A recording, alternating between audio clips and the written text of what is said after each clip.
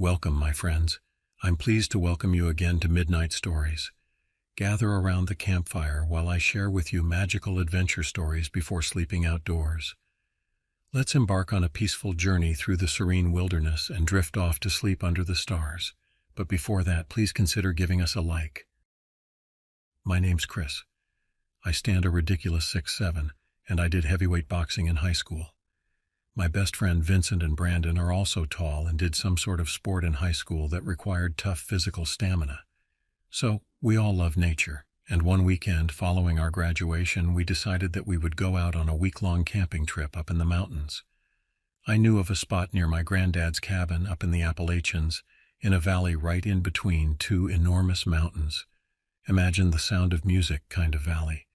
So once we got packed, the three of us piled up into my pickup truck and headed off. 5 hours go by until I passed my granddad's cabin and continued going down the trail for another hour until we pulled up to the opening of the valley. The sun had since set, and the sky was a watercolor of pink and scarlet. We bailed out of my truck and began setting up camp. Now, due to the immense population of black bears and coyotes, we all came armed. I had packed my Mossberg Maverick Model 8812 Gauge with 2 3/4 inches Remington slugs and Federal Arms buckshot, more than enough firepower to stop an aggravated bear. My buddy Vincent brought a Savage Arms 16 116th 300 Win Mag, appropriately named Bear Hunter. And finally, Brandon had brought his Remington Model 707 mm Remington Mag with, and I kid you not, armor-piercing rounds. Don't ask me where he got his hands on them. The shit cost at least $150 a box. I had parked my truck with the front end facing the entrance, while the truck bed end faced the valley. Our tent was facing directly in front of the truck bed. We had 3 chairs facing just outside of the tent, with a fire pit about 7 feet from the entrance of the tent. We also had 3 tiki torches lit up, setting up our basic boundaries of our site. It was about 11:30 at night, and we had just finished eating a campfire meal and were sitting around the fire. I didn't have to worry too badly about getting firewood, since I had packed my truck bed with plenty of firewood. I kept casually tossing in firewood until our fire had gotten nice and warm. Now, about 20 yards to the left and right of us, there are thick woods surrounding our site. And while we were sitting around talking about anything and everything, but our conversation was suddenly interrupted by strange noises of branches cracking and incredibly large footsteps crunching through the deep underbrush. We stayed quiet and listened carefully until it gradually dissipated. We brushed it off, thinking it had to have been a bear or some other sort of curious animal. It was about midnight when the noises started up again. We sat there again in silence, and before long we all reached for our firearms and sat there. I grabbed my spotlight from the toolbox of my pickup truck and shined the bright light towards the woodline. There, standing just inside of the woodline, were 2 massive red eyes. They almost looked like they were giving off their own incandescent glow. Judging from the height, I had to say the eyes were at least 7 feet off the ground. Vince and Brandon saw the eyes as well, and we stayed completely quiet. "What the hell is that?" Vince said, his voice shaky. "I have no fucking idea," I said, staying quiet. We all made sure our firearms were loaded and sat there. My light drifted and I caught another set of eyes. They were just as tall, if not slightly higher than the other set. I took the light off of them and shuddered, not wanting to risk possibly attracting a bear or whatever was there watching us. We stayed cautious but eventually turned in for the night. Nothing really happened most of that night. Fast forward 3 days and nothing interesting or crazy happened, and we stayed pretty busy practicing shooting and doing some hiking and did simple things that you can do while camping. That night, however, that's when everything went down. We had just finished doing some target shooting and were coming back to our campsite. The sun had been setting and we had made back just before dusk. We had gotten a fire going and were sitting around when out of nowhere, a branch about as long as my leg came tumbling over our heads and landed about 3 feet away from us. We all ducked and got down and aimed all of our barrels of our firearms at the direction of where the stick came flying out of the direction. It had come from the exact direction that we had seen the eyes 3 nights earlier. We stayed there, quietly waiting for anything to happen. Then, and I cannot lie about this, we heard the most blood-curdling, god-awful sound I think I had ever heard in my entire life. It was like a roar, shriek, and cry all at once. I still have nightmares thinking about it. I trembled and whispered to Vince, "What, in God's name, was fucking that?" My buddy Vince shrugged and also whispered, "Should I fire a shot?" Brandon beat him to that and fired a shot, the sound of the burst bouncing off the valley walls. We sat there, stunned, quietly waited for any sound that came. Then another screech came, louder than the first one. Then from the bush emerged a massive creature. It was completely covered in thick blackish-brown fur. His shoulders were broad, as in about 5 feet across. It was also about 8 to 9 feet tall, but his face was completely devoid of hair, and what I could only describe as what a caveman would have looked like. We stared at it, completely shocked and positively terrified. We shouted at it, thinking that it could understand us. "Hey, what are you doing?" It stayed quiet but watched us menacingly. The thing made a single step and Vince fired another round and the creature stopped. It then proceeded to move back into the woods. We then, rather quickly, packed all of our shit up, and all piled up as quickly as we could into my pickup. We peeled dirt and rocks up the dirt and gravel path. While I drove, I saw something that I can easily say scarred me for the rest of my life. That thing was keeping up with us. I was doing at least 30 miles per hour down that path, and that thing had no damn problem keeping up with us. I could see it from the reflection of my fog lamps. Its hair was blowing in the breeze while it kept up my speed. I tried going faster, attempting to drive faster down that god-awful gravel path. I pulled out past my grandfather's cabin and hit asphalt, skidding onto the road. I looked from my rearview mirror and watched as that thing stopped at the road. It watched us as we snaked our way out to the vicinity of the woods. After that, we drove for 6 hours straight, not stopping until we hit a gas station out in the middle of bumfuck nowhere. We stayed there until the sun had risen just above the mountains. Ever since then, I've not went back, not even the cabin. We have also not gone camping since. Arkansas has such a random climate. I've grown up here in southwest Arkansas, and the weather has never ceased to annoy me. For example, one year we might have a blizzard of snow, people unable to drive to work or power going out for a week. Then the next year it might never get below 50. And the summers? Sometimes they are so moderate that you forget it's not spring anymore, and other times it gets well over 100. This happened on a very hot year. My girlfriend and I had decided that it was just too freaking hot to stay at home all summer, and I had the idea of going to Lake Ouachita to do a bit of swimming. Sure, it wasn't terribly close, but my family often went there when I was still living at home. It was one of the most beautiful places I'd ever seen. Clear, cool water and forested islands throughout. So I cashed in my vacation days and we packed up some camping gear. I was ready for a nice, relaxing weekend. Camping would be a breeze with a homemade AC unit and an extension cord adapted to my truck's power outlets. The two of us had a lot of fun that first day. We swam in the morning, had lunch, went fishing, then swam some more just before the sun went down. You just have to see the sun setting on a place like that. Just wow. The serenity didn't last long, though. We both hopped up on an old wooden dock nearby and started drip drying. We had our toes in the water. She was kicking her feet back and forth. I had made a joke about one of the angrier managers at work, and she laughed, when suddenly she just fell in the water. It happened so fast I honestly thought she had fallen. I waited for her to come up, laughing because she had fallen in. My heart dropped. I jumped in, calling her name effortlessly underwater. I didn't even think about holding my breath as I fought to keep my eyes open under the stinging water. It was too dark to see anything a foot below the surface. I started to panic. I kept thinking, she was dead. She was fucking dead and I'd never find her. Thrashing around in the water, I tossed my limbs around as I dived deeper, hoping I'd touch a part of her, and eventually I did. I felt cold, hairless skin against my fingertips. Without another thought, I latched onto it and tugged. Immediately it yanked back, as if she didn't want to come back up for air. I was running out of breath. If I was almost out, I could only imagine what she must have been feeling. I pulled harder, but I had nothing to grip onto, no leverage. She slipped through my hands. She was gone. I came up for air. I think I was screaming at this point, but everything was so hazy. My eyes were darting about wildly. I don't know what I was looking for, but I found it.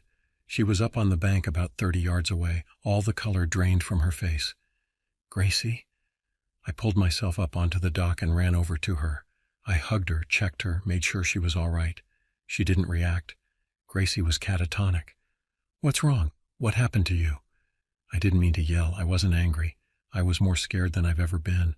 I was also very confused about how I could have been holding onto her arm a few moments ago. Yet here she was, sitting on the bank so far from where everything had happened. She didn't talk or move for hours. I tried to ignore it.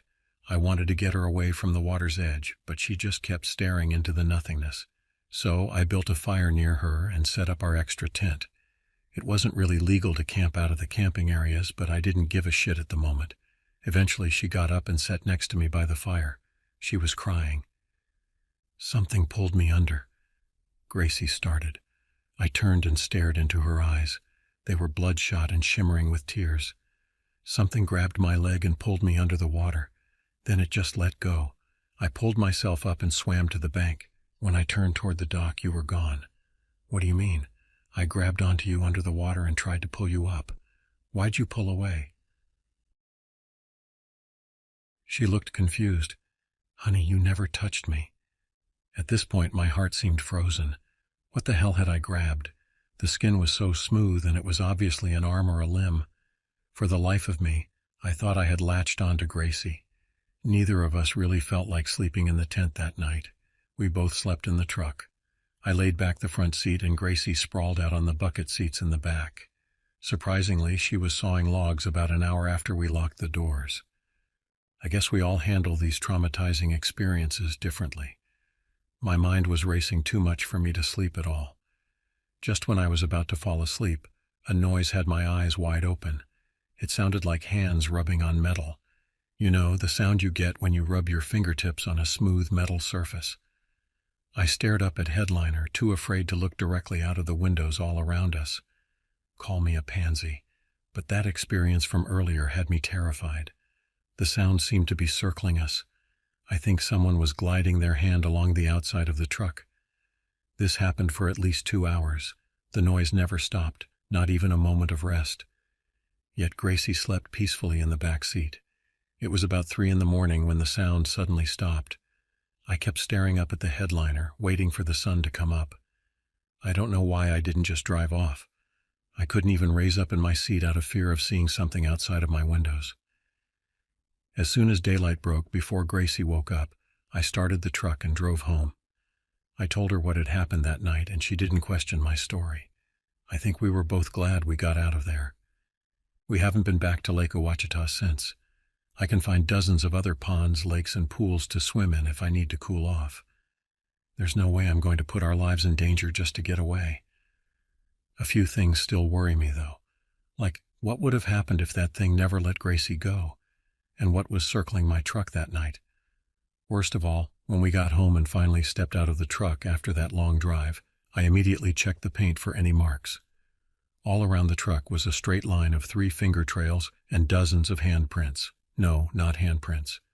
There were 3 fingers on each print, and each of its fingers was half the thickness of Gracie's, but they were 3 times the length. I hope to God someone was playing a prank on us. I don't see how they could have without us seeing them. Because if this wasn't a prank, then there's something stalking Lake Ouachita. This happened to me years ago, just before dusk. I found myself in Havasupai Falls, a remote paradise deep within the Grand Canyon. My name's Kellen Mercer, a man of simple pleasures who never expected this kind of nightmare. I rolled into town on my old truck, breathing in the fresh air as I passed quiet homes scattered throughout the wooded area. The locals seemed friendly enough, with guarded smiles spread across their faces as they went about their day-to-day routines. I struck up a conversation with an elderly man named Horace Lundquist. He regaled me with tales about how things used to be around here, the community spirit, and some local lore. That's when my skepticism kicked in. I didn't believe in monster stories, not until now. Horace mentioned a creature that had haunted this isolated region for generations, neither Bigfoot nor werewolf, but something altogether more sinister, It was known only by its actions, ruthless mauling, devouring its prey, and stalking silently through the woods. It had taken many lives, each death more gruesome than the last. I got to know its residents and found myself genuinely entertained by their chatter and quirks. But there was always a lingering shadow cast by the mysterious beast they feared. One evening after dinner at Nadia Kovach's house, she recounted one of her cousin's misadventures in those woods. Once he'd strayed too far off trail and stumbled upon a nightmarish scene. 3 mutilated bodies whose grotesque remains were barely recognizable as human. It sent a chill down my spine but also piqued my curiosity. A daring plan came together in my head. Investigate the situation myself, expose it as a hoax, or bring peace to this shell-shocked community. I ventured into the dense woodland armed only with courage and skepticism on my side. Havasupai Falls appeared even more serene and picturesque, its cascading waters a haven of tranquility. Unbeknownst to me, my first brush with the creature was just around the corner. Cleverly camouflaged and seemingly molded from the heart of the forest itself, it could strike without warning. The creature resembled a gnarled tree, tense and twisted limbs sprouting from a weathered torso festooned with rustling leaves. On closer inspection, its true nature was revealed. The tendrils were in fact shreds of flesh, bones jutting out like gnawed branches, while eyes devoid of warmth gazed emptily into the void. The terror was unimaginable. The beast moved towards me through shadows, moving silently and stealthily on its limbs. Seized with panic, I fought to catch my breath and recalled Horace's cautionary words. Gathering my wits despite every fiber in my being screaming for action, I sought refuge in a shallow cave nearby.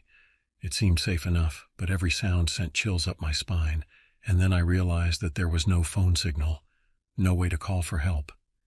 Sounds echoed through the night air, snapping twigs underfoot, unseen creatures rustling foliage in their pursuit of prey. In hindsight, it was foolish to believe myself safe in that cave. The beast was relentless. It found me cowering amongst damped shadows on that cold floor. Knowing I had to face this nightmare head-on or die trying, I scrambled out of the hole with renewed determination. Finding my bearings in the twilight gloom wasn't easy. Disoriented and panicked thoughts guided me along an unknown path to confront this sinister force. Its twisted form emerged from behind ancient trees laden with moss and lichen. Even though every cell in my body screamed for escape, I stood firm as those dead eyes locked with mine. Sensing its timeless hunger, I braced myself for what was to come. The creature lunged, ripping the air apart as it bore down on me in full fury. I thudded against the unyielding ground. My vision blurred as those gnarled branches impacted with force of bone-shattering intent. In a desperate attempt to survive, I scrambled for my hunting knife, the only weapon I brought along just in case the worst unfolded. With the knife in hand, I tried to steady my shaking hand as I prepared for the seemingly inevitable confrontation. The beast continued its approach, snarling and snapping its grotesque jaws with a mixture of malice and anticipation. Every uneven step it took left my heart pounding and my breathing shallow. Defeated by my lack of cell reception, I knew calling for help was impossible.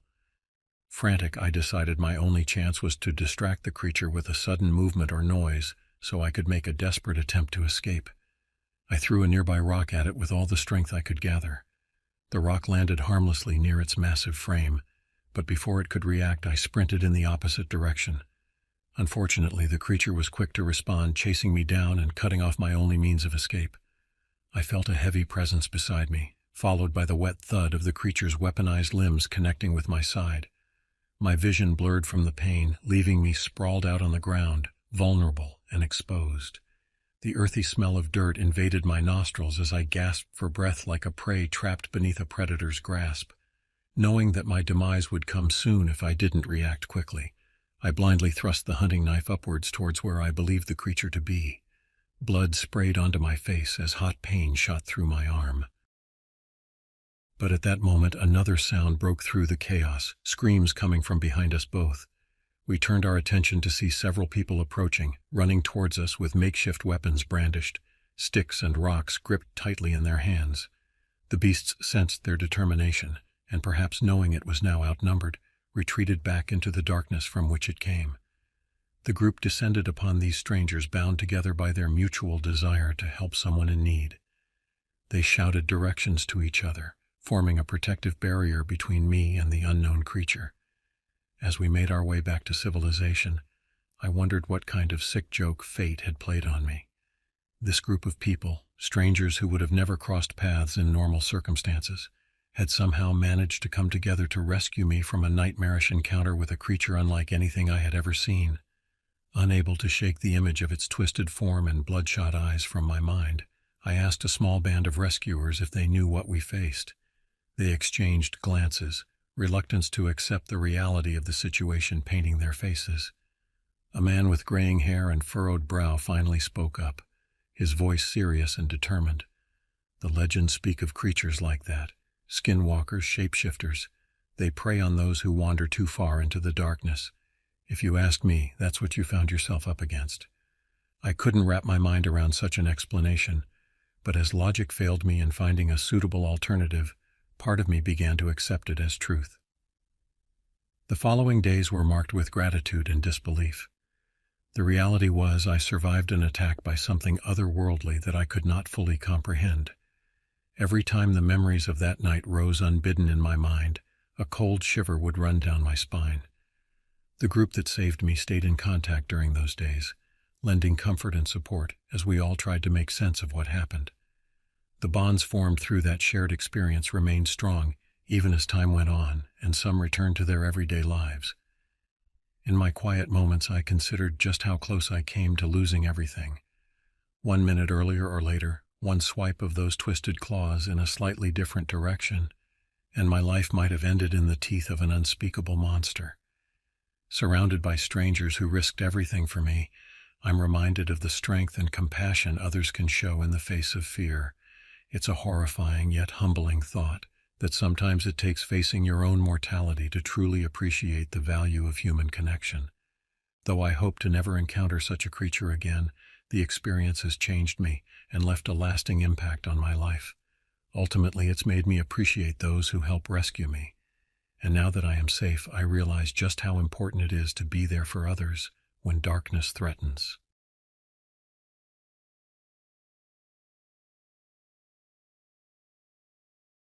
This happened to me about a decade ago.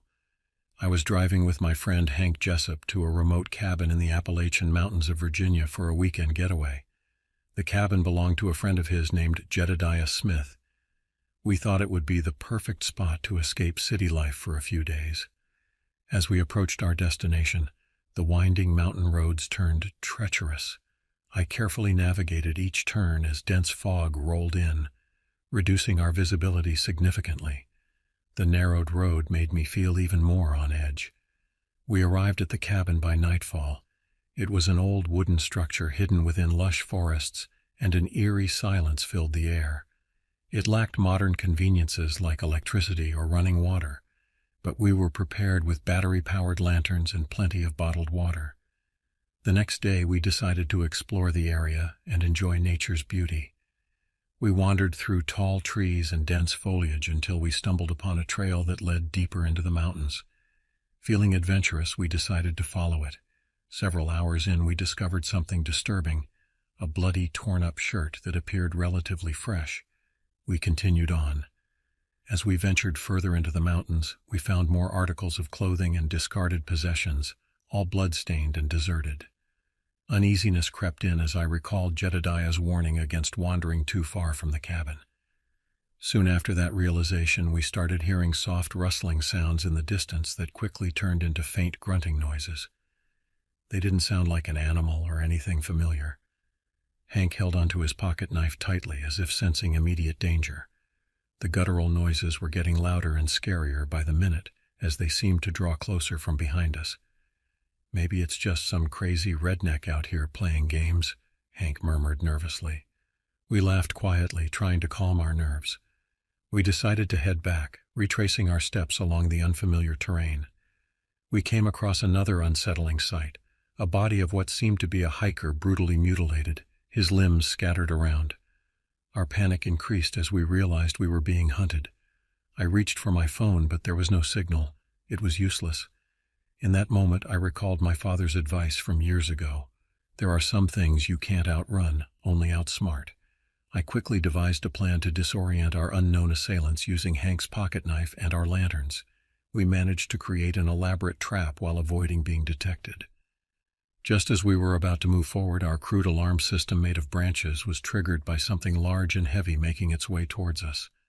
Terrified at this point, we hid behind a nearby bush and watched as a group of large, disfigured men emerged from the darkness. Their eyes gleamed hungrily in the dim light of the lanterns as they approached the trap cautiously. The grotesque beings were unlike any human beings we had ever encountered. They were missing fingers, had overly long arms, and appeared emaciated with sunken eyes. It dawned on me then that these were the cannibalistic mountain men that locals whispered about, although I never imagined they could be so terrifying. As the mountain men closed in on our trap, it became clear that there was more than one group of them. They communicated through grunts and gestures as if attempting to strategize against us. Sweat poured down my face as I sensed it was just a matter of time before they discovered our hiding spot.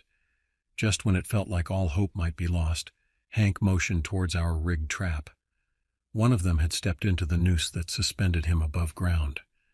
We seized that opportunity to bolt from our hiding spot, racing towards the cabin as the other mountain men pursued us. The guttural shrieks of rage echoed through the forest, driving us to run faster despite our exhaustion. Pushing us to limits we never knew we had, we sprinted onward, hoping we were outpacing our monstrous pursuers. Our hearts pounded as we charged ahead. It was clear that there could only be two outcomes: survival or death. We continued our frantic sprint towards the cabin, the mountain men's enraged snarls fueling our adrenaline. When we reached the cabin, I scrambled to shove a heavy bookshelf in front of the door. Hank dialed 911, his hand shaking as he relayed our location to the visibly disbelieving operator. One of our friends, Lucy, peeked through a crack in the window. She whispered that there were 4 more mountain men gathering outside, their faces contorted with anger and bloodlust. Why they didn't try to force their way into our haven remained a mystery. Night fell and still no police arrived. It seemed the remoteness of our location was taking its toll on response time. We tried contacting our friends who had gone into town earlier that day, but reception was non-existent. As darkness consumed the landscape, we heard a scream. It was Sarah. One of the cannibalistic mountain men had grabbed her through an open window. Without thinking about our own safety, we rushed to help her and managed to fight off her attacker, but not without consequence. As she fell back into our arms, we noticed the damage. A deep gash on her arm exposed flesh and bone. Seeing Sarah in pain fueled angry determination within us. We needed to survive and hold out until help arrived. When morning finally broke through, bringing with it no sign of rescue or relenting from our adversaries, we knew it was up to us to escape this nightmare alive. It was then that Hank remembered his uncle kept rifles locked away in a storage shed nearby. Dividing responsibilities between us, some gathered food from the kitchen, while others barricaded weaker points within the cabin. Hank and I carefully ventured to retrieve the firearms. Shaking hands muffled by heavy sweat hindered my ability to wind the opened lock back around its latch. Glancing over at Hank, whose focused expression suggested trouble focusing on the task at hand, it was clear he shared these nerves. The sound of snapping twigs broke our concentration. A mountain man was nearing our hiding place. Thinking fast, we picked up a metal shovel and slammed the man's head with it, knocking him unconscious. We reunited with our friends in the cabin equipped with rifles and ammunition.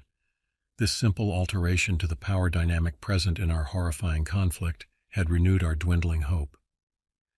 As we prepared to leave, Lucy spotted a police car approaching the cabin from afar. It seemed that despite how weak her call for help may have sounded, somehow it had found a target willing to investigate. Guns raised as we exited the cabin, scanning the immediate vicinity for any potential threats. Apprehensive law enforcement officers remained at a safe distance, clearly startled by the nightmarish environment that awaited them. As we recounted our tales, one cop said there had been multiple reports recently of cannibalistic mountain men sightings. He apologized for not taking Hank's earlier call more seriously. We mourned Sarah and explained the horror of what she'd suffered through as a means of aiding local police forces prepare for more dangerous encounters in this dark realm now on everyone's radar. The mountain men were eventually captured and put behind bars. Collectively, Hank and I couldn't shake a newfound vigilance against unusual noises at night, or similarly disfigured strangers crossing our paths. We knew evil was lurking around every corner, as tangible as the polluted air surrounding us, waiting for its next innocent victim.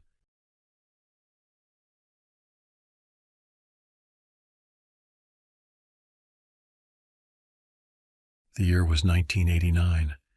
I found myself deep in the tangled wilderness of the Florida Everglades. Folks think it's all swamps and gators, but there's parts so dense the sunlight barely reaches the ground. I'm Dakota Redstone, born and raised in the Seminole Nation. This land is in my blood. I worked as a wildlife conservation officer, a good fit for a nature lover like me. But lately there was something off about the place, something that sent shivers down my spine. It started with the reports coming in from deep in glades, livestock disappearing one by one, leaving ripped-up fences and trails of blood. Word got around quick among the ranchers. They were blaming it all on the usual suspects, panthers or gators gone rogue. But I spent my whole life out here, and I knew this was something else. Then there were the disappearances. First an old hermit living off-grid, his cabin found abandoned, splattered with blood. Next a pair of hikers, seasoned folks who knew these woods like the backs of their hands. Search parties found nothing but a ripped backpack and a chilling silence. The higher-ups told me to let the sheriff's department handle it, to stick to my animal rescues. But the Seminole in me knew we owe a duty to the land, not just the creatures with feathers or fur. One moonless night I set out into the swamp alone, following the rumors and the whispers in my blood. My flashlight cut a weak path into the thick, steamy darkness. The air hung heavy with the smell of decay and something old. That's when I heard it. A rustling in the bushes, too heavy to be any animal I was used to. I froze, my heart pounding. Then the creature stepped into the weak circle of light. My breath caught in my throat. It was like a man, but twisted and wrong.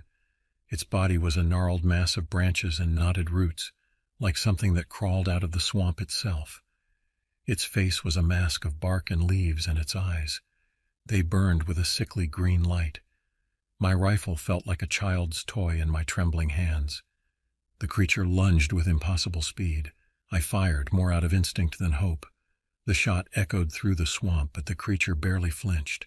It knocked me off my feet, my rifle flying from my grasp. I scrambled back, scrabbling for my knife. The smell of rot filled my nostrils. It raised a clawed hand, branches dripping with black slime reaching for my throat.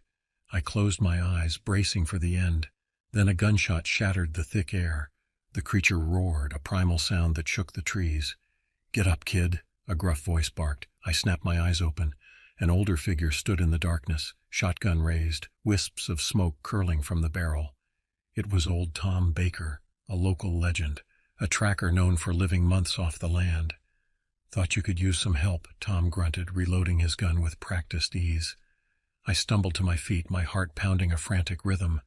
He nodded at the creature, which was now circling us warily, its eyes glittering with a strange intelligence.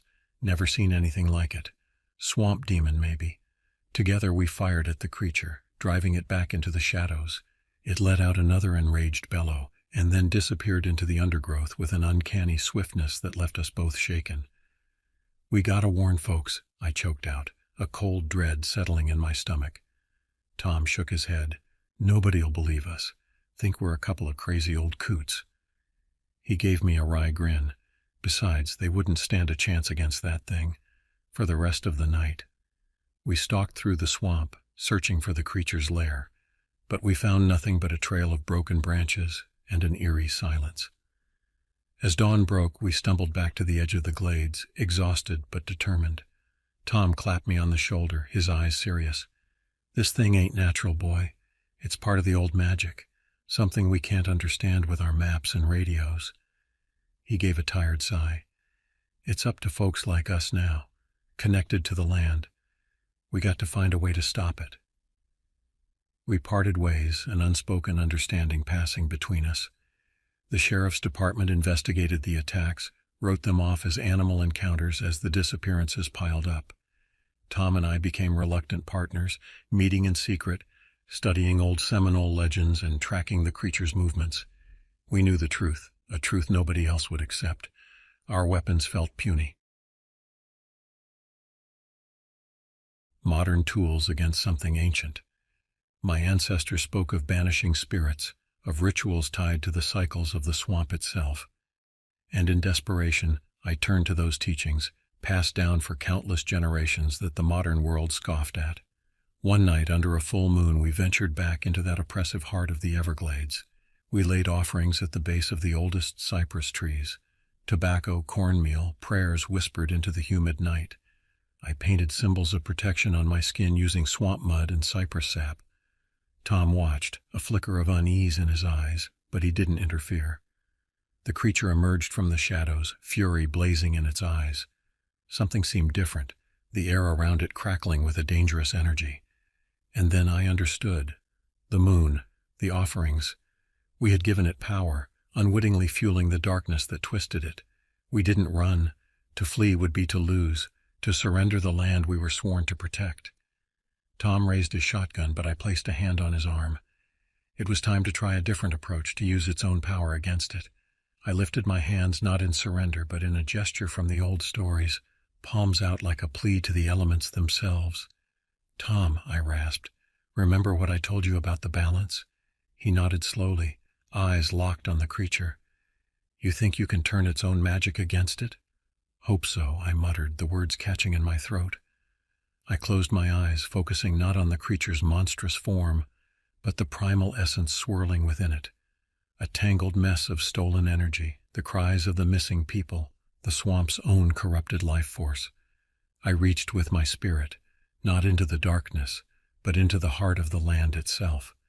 The roots beneath my feet, the buzzing insects, the very humidity clinging to the air. They thrummed with a desperate need for balance, for the old ways to return. The creature snarled, sensing the shift in the wind, but it was too late. The earth under our feet seemed to tremble. Vines shot up from the muck, coiling around the creature's limbs. Cypress roots groaned and shifted, the ground itself opening up to reveal grasping skeletal hands that pulled at the monster's form. The creature thrashed, roaring in fury and confusion. Tom and I watched, weapons lowered, as the swamp itself seemed to rise up against its defiler. The creature wasn't just being attacked. It was being absorbed, consumed by the very energy it had twisted. Its green, glowing eyes dimmed, its form dissolving back into branches and slime. Finally, with one last strangled cry, it was gone. The vines retreated. The phantom hands sank back into the mud. The air hummed with an echoing silence, broken only by our ragged breaths. We stood there for a long time, neither of us speaking. Eventually, the first rays of dawn painted the swamp in a pale, trembling light. Only then did Tom break the silence. "Well, I'll be damned," he muttered, shaking his head. "All these years, and it took a nature spirit to bring that thing down." I managed a shaky laugh. "Nature spirit," I repeated, the words rolling strangely on my tongue. Maybe that's what it was, some corrupted echo of the balance this place needs. The aftermath was messy in ways both expected and not. The disappearances stopped. The official reports blamed it on tragic accidents, wild animals, the usual cover-ups. But the ranchers started noticing their livestock was thriving. The glades themselves seemed to hum with a healthier energy. Tom and I never spoke of it again. We returned to our usual routines, but something had shifted between us. We shared a secret that strained against the boundaries of logic. In the hush of the swamp beneath the buzzing insects and the croaking gators, I swore I sometimes heard whispers, whispers of thanks, of the land slowly healing itself. Years rolled by. I grew older, wiser. My connection to the land and the Seminole ways deepening with each passing moon. Sometimes, alone in those wild depths, I felt a prickle on my skin, a sense of being watched. But it wasn't fear, not anymore. It was a grudging respect, a silent acknowledgement between me and the unknown forces that moved within that place. Tourists started flocking to the glades more and more, hungry for airboat rides and gator sightings. I saw the highways expand, condos creeping closer. The old tales were dismissed as ghost stories to entertain visitors. In those moments, a familiar dread would rise in me, a fear of another imbalance, another greed that might give rise to a new darkness. One steamy afternoon I got a call from a young ranger, a voice frantic with a fear I recognized all too well. The disappearances had started again. I hung up, my hands shaking, and went to find Tom. He was waiting for me on his porch, shotgun by his side, lines etched deep into his weathered face. "Guess it's our turn again," he said with a grim smile. And as I looked into his eyes, I realized the truth, a twist that sent a chill down my spine. We were the old ones now, the guardians of a secret the world couldn't comprehend. We were the last line of defense against the shadows that lurked just beyond the edge of progress. And deep down I knew that as long as we stood, as long as I could draw strength from the whispers of the swamp, there would always be a balance, however tenuous and terrible.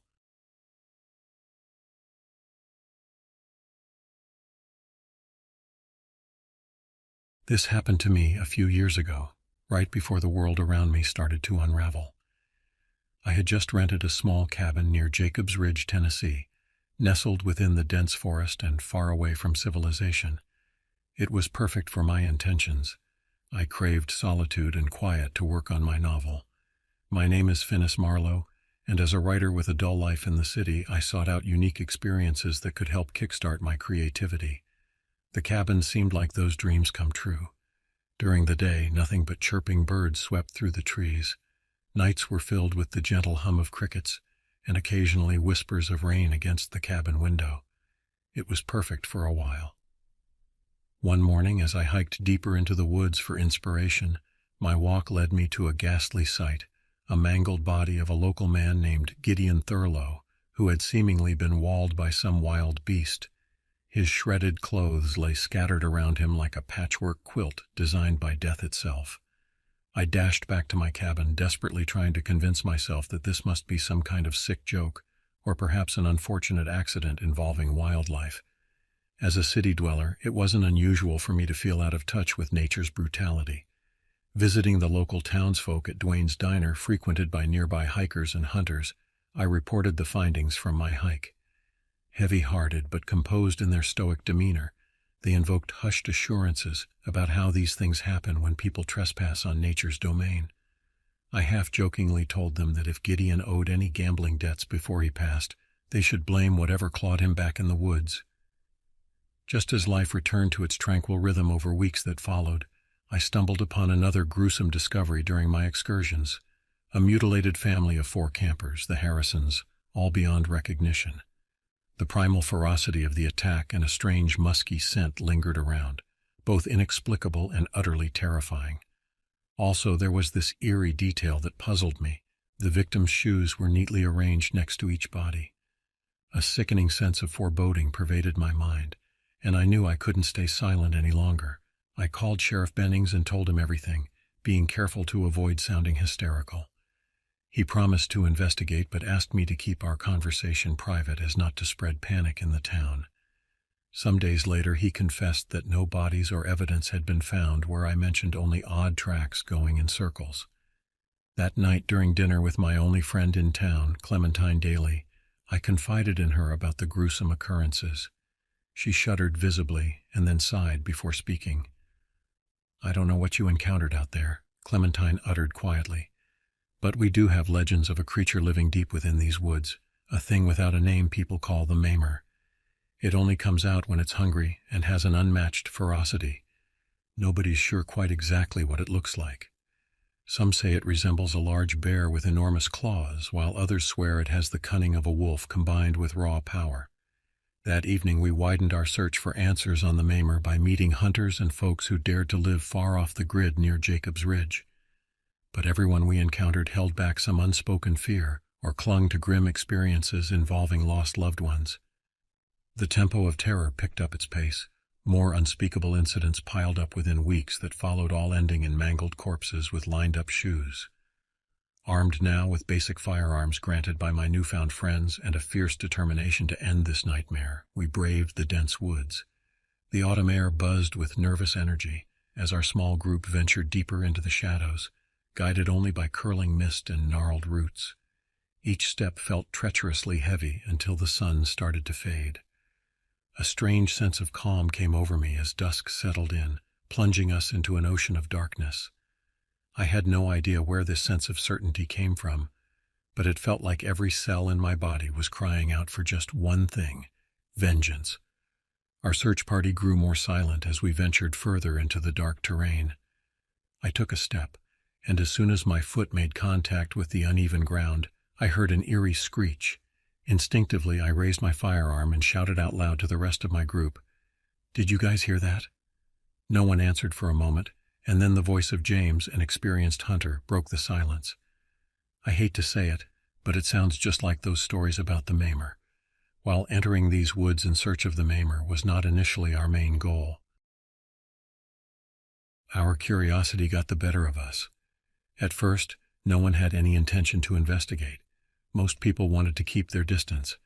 But after hearing so many gruesome stories from our friends and neighbors about the horrendous acts committed by this creature, we decided to put an end to it. We moved onward hesitantly, not knowing what fate awaited us ahead. She let out a gasp that echoed through the dark woods. We gathered around her to see what she had discovered. It was a shredded backpack with pieces of clothing and torn-up photographs scattered nearby. A heavy atmosphere weighed down on us as we realized how close we were to the untamed beast's territory. It could be anywhere around us right now. With each passing moment, I felt more vulnerable as I realized the Maimer was stalking us.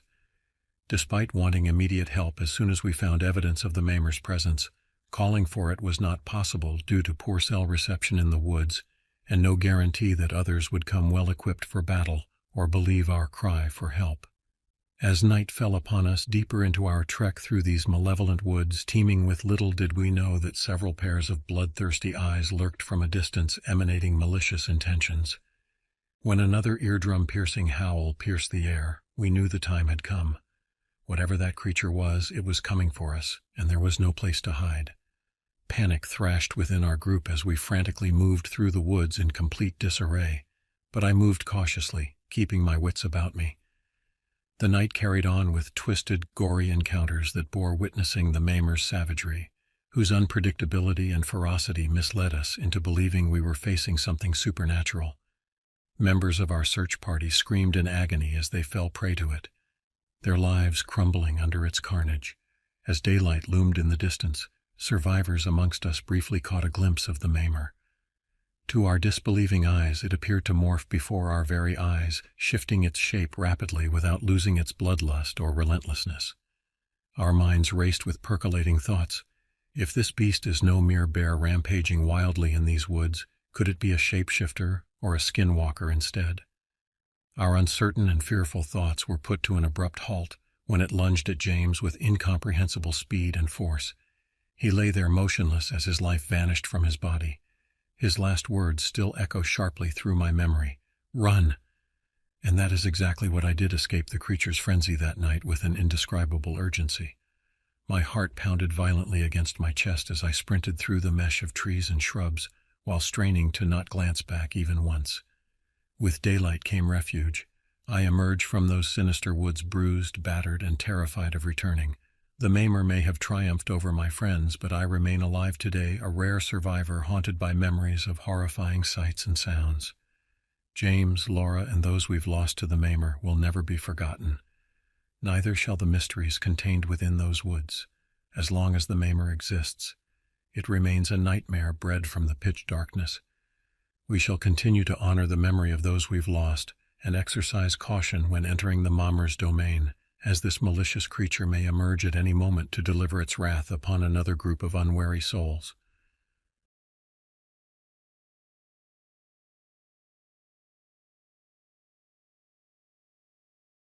I remember the summer of '98 like it was yesterday. I had been living in the thick of the Appalachian Mountains for over a decade by then, relishing the solitude and the simple life. My cabin, a modest structure I built with my own hands, nestled deep in a forest where cell phone signals didn't reach, and the nearest neighbor was miles away. It was peaceful, serene even, until it wasn't. It all started with the disappearance of a hiker. Jacob Laramie was his name. An avid outdoorsman, he had been hiking the Appalachian Trail and had gone missing just a few miles from where I lived. His disappearance was puzzling because Jacob was experienced and knew these woods like the back of his hand. When the search parties came up empty-handed, folks started whispering about the old tales. You see, this area wasn't just known for its natural beauty. There were stories passed down through generations about an entity, an ancient evil that roamed these woods. As someone who didn't put much stock in old wives' tales, I dismissed them. But Jacob's disappearance brought those stories to the forefront of everyone's mind. A week after Jacob went missing, I encountered something that made me reconsider my skepticism. It was late, around midnight. I was sitting on my porch enjoying the cool night air when I heard a sound that was unlike anything I'd ever heard before. It was a mix between a howl and a scream echoing through the trees. My blood ran cold, and for the first time in my life I felt a deep primal fear. The next morning I found tracks near my cabin. They weren't animal tracks, nor were they human. They were large with long claw-like impressions. I followed them for a while, but they disappeared near the river. I couldn't shake the feeling that I was being watched. Days turned into weeks, and the eerie happenings continued. I'd hear footsteps outside my cabin at night. Things would go missing from my porch, and I'd find strange symbols carved into trees nearby. I kept my shotgun close and started sleeping with one eye open.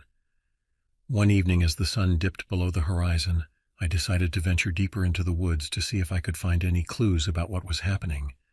Armed with my shotgun and a flashlight, I set out. The forest was unnaturally quiet, save for the crunch of leaves under my boots. I came across an old, dilapidated cabin I had never seen before. It was almost hidden by the overgrown foliage. My gut told me to turn back, but curiosity got the better of me. I pushed the creaky door open and stepped inside. The interior was a mess, with broken furniture and a thick layer of dust covering everything. But what caught my eye was the large map pinned to the wall. It had red marks all over it, and in the center there was a photo of Jacob Laramie. A note scribbled in frantic handwriting read, "He watches, he waits."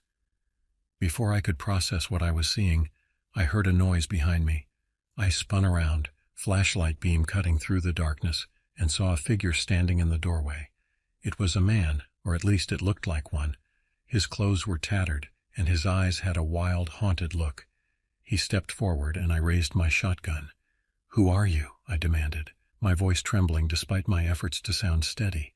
He didn't answer. Instead, he started muttering something under his breath, words I couldn't understand.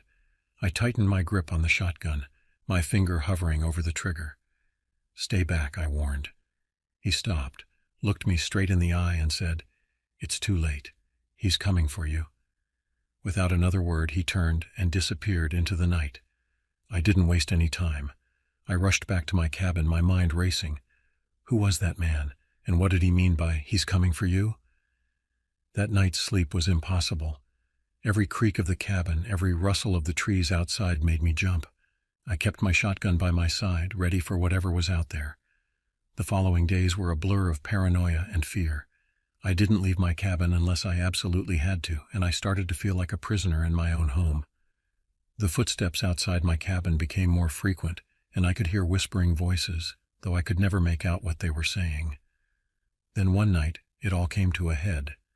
I was jolted awake by the sound of my front door being forced open. I grabbed my shotgun and ran to the living room, where I saw the same wild-eyed man from the cabin. He was standing in the doorway, a crazed look in his eyes. Before I could react, he lunged at me and we struggled. The shotgun went off, the deafening blast echoing through the cabin. The man fell to the floor, clutching his chest. He looked up at me, his eyes filled with a strange mixture of fear and relief. "He's here," he whispered before his eyes went blank. I was in shock, my hands trembling as I looked at the lifeless body on my floor. I didn't have time to process what had just happened because the cabin suddenly grew cold, an oppressive, suffocating cold that chilled me to the bone. And then I saw it. Standing in the doorway was a figure, tall and shrouded in darkness. Its eyes glowed a malevolent red, and it radiated an aura of pure evil. I couldn't move, couldn't breathe. It was as if all my worst fears had taken physical form. The figure stepped forward, and I felt a wave of terror wash over me. I wanted to run, to scream, but my body refused to obey.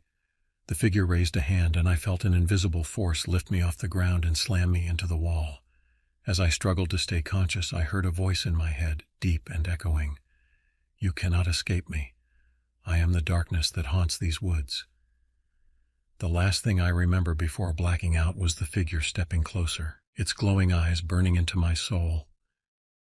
I woke up hours later lying on the floor of my cabin. The figure was gone, and the cold had lifted. The body of the man was still there, a grim reminder of the night's events. I knew I couldn't stay there any longer.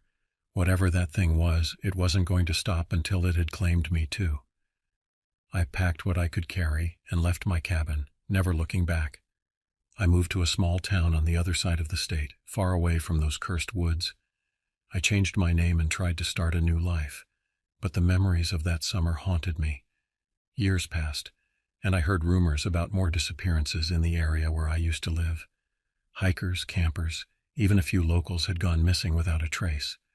The stories about the ancient evil in those woods persisted, and I knew they were true. I still don't know what that thing was or why it chose to torment me. Maybe it was because I lived so close to its domain for so long, or maybe it was just bad luck.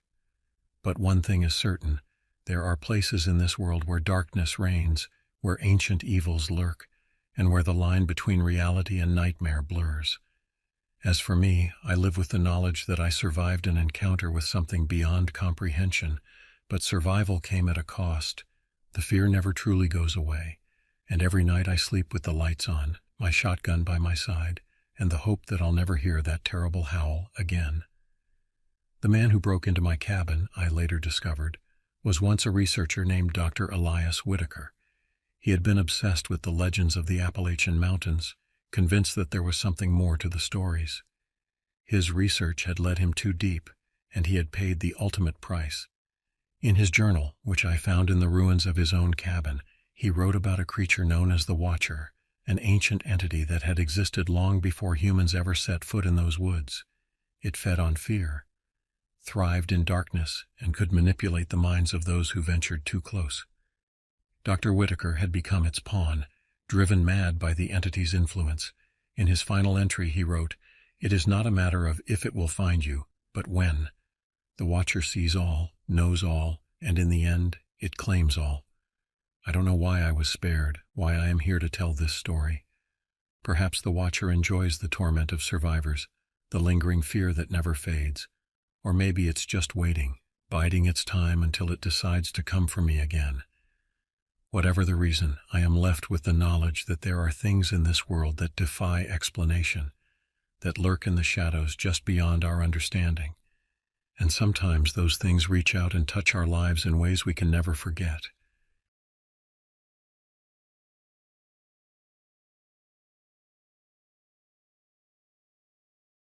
My name is Sergio Ivan Ramirez, and I am 27 years old, and this all went down on August 11th, 1999. I remember that date because it was my birthday, and it's not the kind of thing you forget easily. I've been a truck driver for nearly 2 decades. Back then, I was hauling goods up and down the East Coast, mostly between small towns and cities in Pennsylvania and West Virginia. This particular run had me heading to a little place called Punxsutawney with a load of construction materials. The route was familiar, winding through stretches of thick forest and small, scattered communities. That day started like any other. I left the warehouse around 6 a.m., sipping on my thermos of coffee, my old radio blaring some classic rock.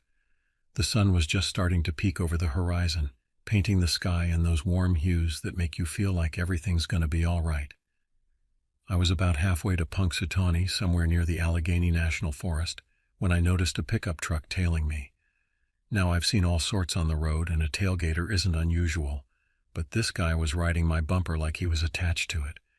I figured he was just an impatient local trying to get somewhere in a hurry, so I moved over to let him pass. He didn't. He just kept trailing me, close enough that I could almost count the bugs on his windshield. I thought maybe he wanted to signal me for something, so I slowed down, but he just slowed down too. I was getting a bit antsy at this point. I checked my mirrors and saw him still there, eyes hidden behind dark shades, face expressionless. After about 15 minutes of this, he suddenly swerved off onto a dirt road and vanished into the trees. I shook my head, thinking about the crazies you meet on the road, and kept driving, but the sense of unease stuck with me like a bad smell.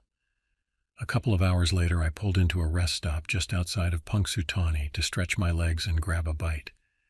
It was a quiet spot, mostly deserted, with a single gas station and a small diner. I parked my rig and headed into the diner for a sandwich. As I walked in, I noticed a couple of folks at the counter, but no one seemed out of place. I ordered a BLT and sat by the window, keeping an eye on my truck. Habit, I guess. You never know when someone might try to mess with your load. I was halfway through my sandwich when I saw the pickup truck from earlier pull into the lot. My stomach tightened. The driver, a burly guy with a scruffy beard and those same dark shades, got out and walked toward my rig. He didn't look around, just headed straight for the back. I bolted out of the diner, leaving a crumpled bill on the table. I shouted as I approached. He turned slowly, a nasty smile spreading across his face. "Just admiring your truck," he said, his voice calm but with an edge that set my teeth on edge. "Well, admire it from a distance. I've got a schedule to keep," I snapped, trying to sound tougher than I felt. "Sure thing," he replied, still smiling. "Just thought you might want to know there's a problem with your brake lights." I frowned, glancing at the back of my truck. "What kind of problem?" "Why don't you take a look?" he said, stepping aside. Something about the way he said it made my skin crawl. But I couldn't ignore a potential issue with the truck, so I walked around to the back, my eyes scanning for anything out of place. The brake lights looked fine. But as I turned to tell him off, I felt a sharp pain in my side. He'd stabbed me, clean and quick, like he'd done it 100 times before. I stumbled back, clutching my side, my vision blurring. The guy leaned in close, his breath hot on my face. "See you around, driver," he whispered, then turned and walked away, leaving me to bleed out on the asphalt. I must have blacked out, because the next thing I remember is waking up in the hospital. Some other trucker had found me and called for help. The doctor said I was lucky to be alive. They stitched me up and kept me for a few days for observation. When I finally got out, I went straight to the cops. They took my statement but didn't seem too hopeful. The description I gave them wasn't much to go on. A big guy with a beard and sunglasses driving a nondescript pickup. There were thousands of guys like that out there. Weeks passed and I tried to get back to my routine, but the incident haunted me. Every time I got behind the wheel, I was looking over my shoulder, expecting to see that pickup truck again. My wife Maggie said I was paranoid, that I needed to move on. Easy for her to say. She wasn't the one who got stabbed. Then about a month later, I got a call from the police. They'd found a body near the same rest stop where I was attacked. A local woman missing for a few weeks. The details were gruesome, but they matched the MO of a few other cases in the area. People disappearing, turning up dead with no clear motive or suspect. I spent hours talking to the detectives, going over everything I could remember. They were interested in the guy who stabbed me, but without more to go on, they couldn't do much. It was frustrating knowing this psycho was still out there. One night, after a long haul to Pittsburgh, I was parked at a truck stop trying to catch some sleep. Around 3 a.m., I woke up to the sound of footsteps outside my cab. My heart raced. I reached for the tire iron I kept under the seat and peered out the window. There he was, the same guy, standing just a few feet away, staring at my truck. I didn't wait. I threw open the door and jumped out, swinging the tire iron. He dodged it easily, his grin never faltering. We struggled, rolling on the gravel. I managed to land a few hits, but he was strong, stronger than me. He pinned me down, his hands around my throat. I could feel the life draining out of me, the edges of my vision darkening. Then I heard the sound of a shotgun being cocked. The guy froze, his grip loosening just enough for me to gasp for air. I looked up and saw another trucker, an older guy named Hank, standing there with his shotgun aimed at my attacker. "Let him go or I'll blow your head off," Hank said, his voice steady. The guy released me and stood up, raising his hands. All right, he said, backing away slowly. "Get out of here," Hank growled, "and if I see you again, you're a dead man." The guy took off, disappearing into the night. Hank helped me up, and we called the cops again. This time they took it more seriously. They found the pickup truck abandoned a few miles down the road, but the guy was long gone. The police set up a manhunt, but he was a ghost. No one knew his name, where he came from, or why he did what he did. The only thing we had was a string of victims and a trail of blood. I never saw him again, but the scars he left, both physical and mental, stayed with me. I quit driving not long after that. Maggie and I moved to a quieter town, and I found work as a mechanic. It was safer, more predictable. Every now and then I think about that night and the people who weren't as lucky as me. I wonder if he's still out there somewhere looking for his next victim. It's a thought that never really goes away, no matter how much time passes. But I'm alive, and that's something. I owe Hank my life, and I make sure to thank him every chance I get. We keep in touch, swapping stories over beers now and then. It helps having someone who understands. So yeah, that's my story. Not the kind of thing you expect to happen to a guy just trying to make an honest living. But life's funny that way. You never know what's around the next bend in the road.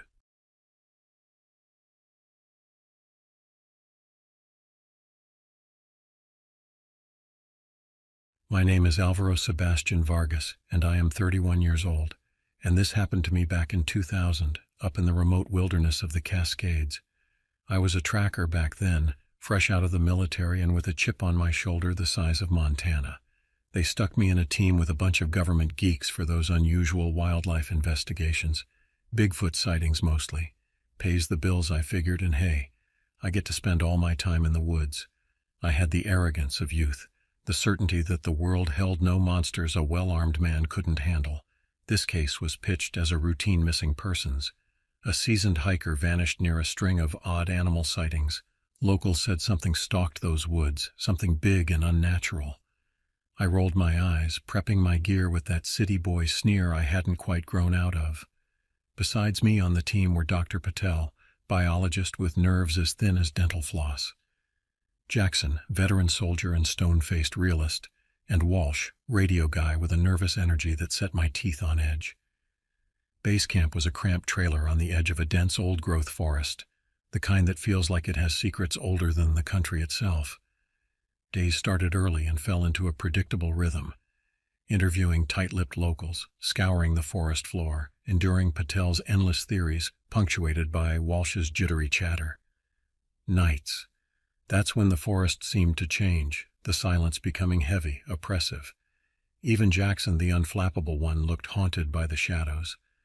I chalked it up to nerves, the unsettling feeling of the unknown.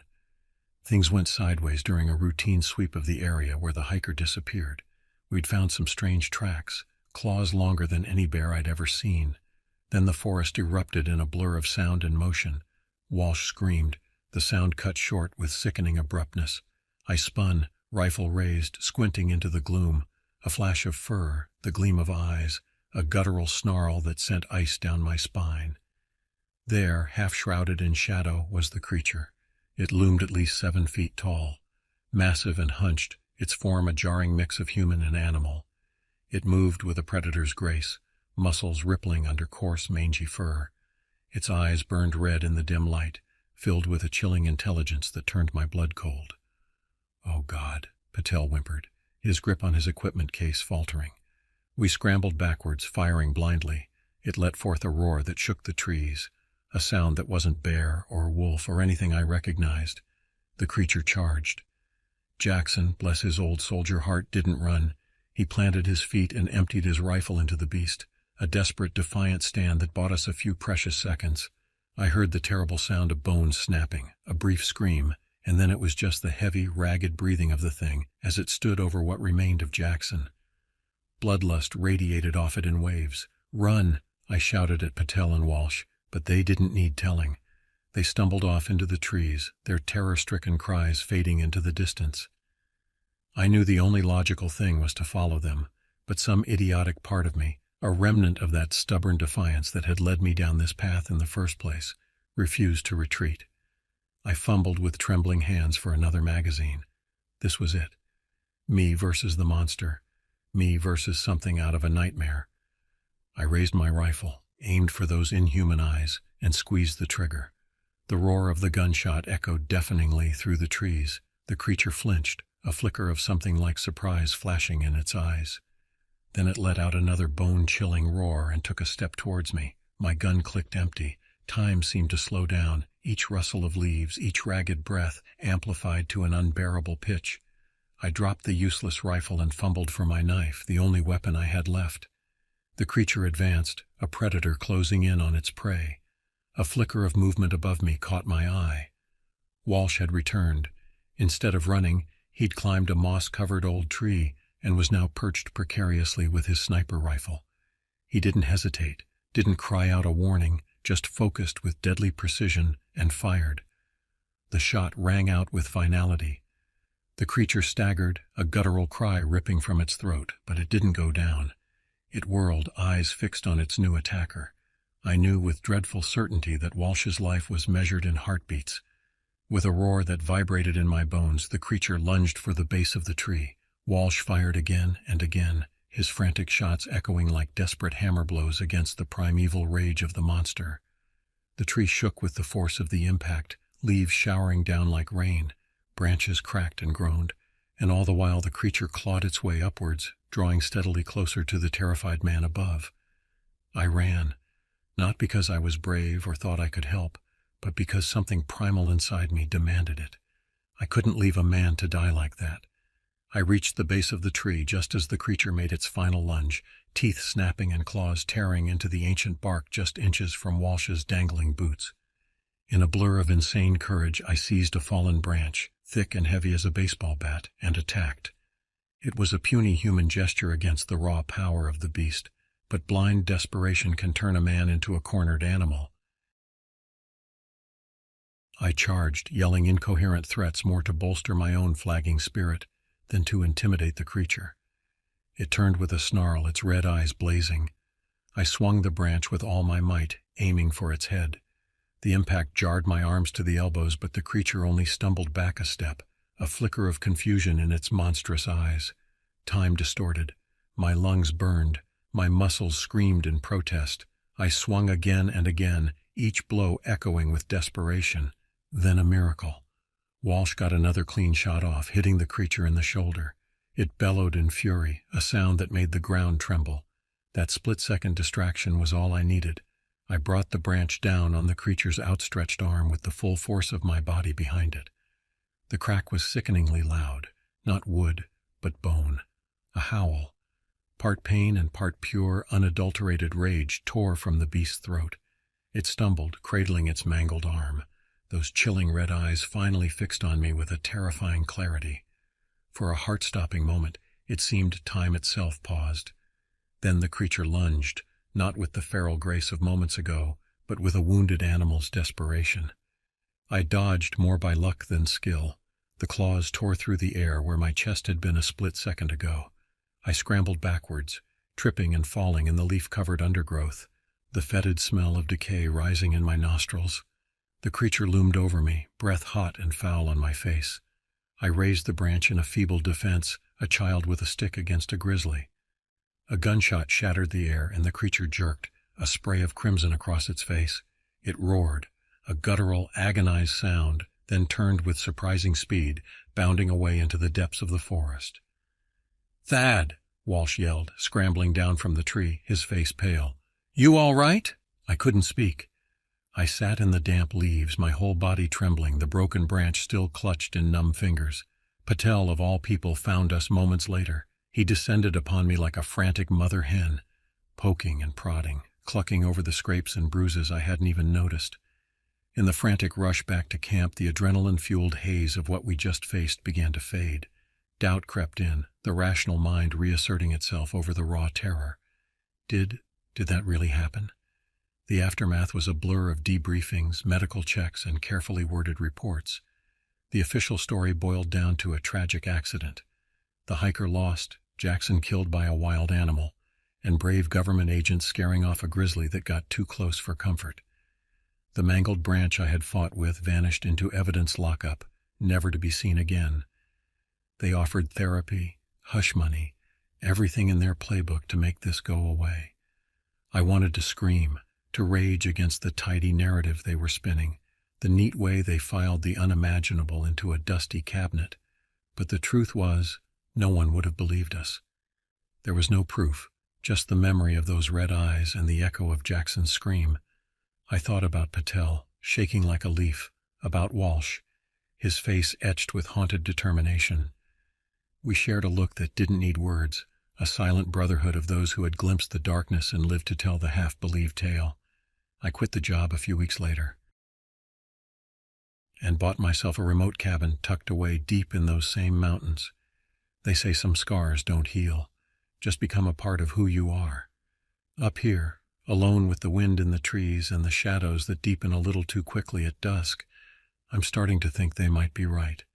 I keep a rifle loaded, salt shells for good measure, and sleep with a hunting knife under my pillow. Some nights, a rustling at the edge of the clearing wakes me, a flash of red in the moonlight. Is it just a deer startled from its grazing or something else, something biding its time? My heart races, my hands clench, and I remember the weight of that branch and the sickening snap of bone. They think we hunt monsters. Sometimes I think the monsters hunt us, drawn to the darkness they recognize. See, the thing about staring into the abyss is, sometimes it stares back. And even out here, with miles separating me from civilization, I know deep down I am never truly alone. There are things in these woods older and more terrible than we can comprehend. Creatures of nightmare made flesh. The government, the world, they can turn a blind eye, dismiss our story as delusion or trauma-induced hallucinations. But I know what I saw. I know what's out there, waiting in the shadows. And someday something with red eyes and a predator's snarl will come for me again. When it does, I'll be ready.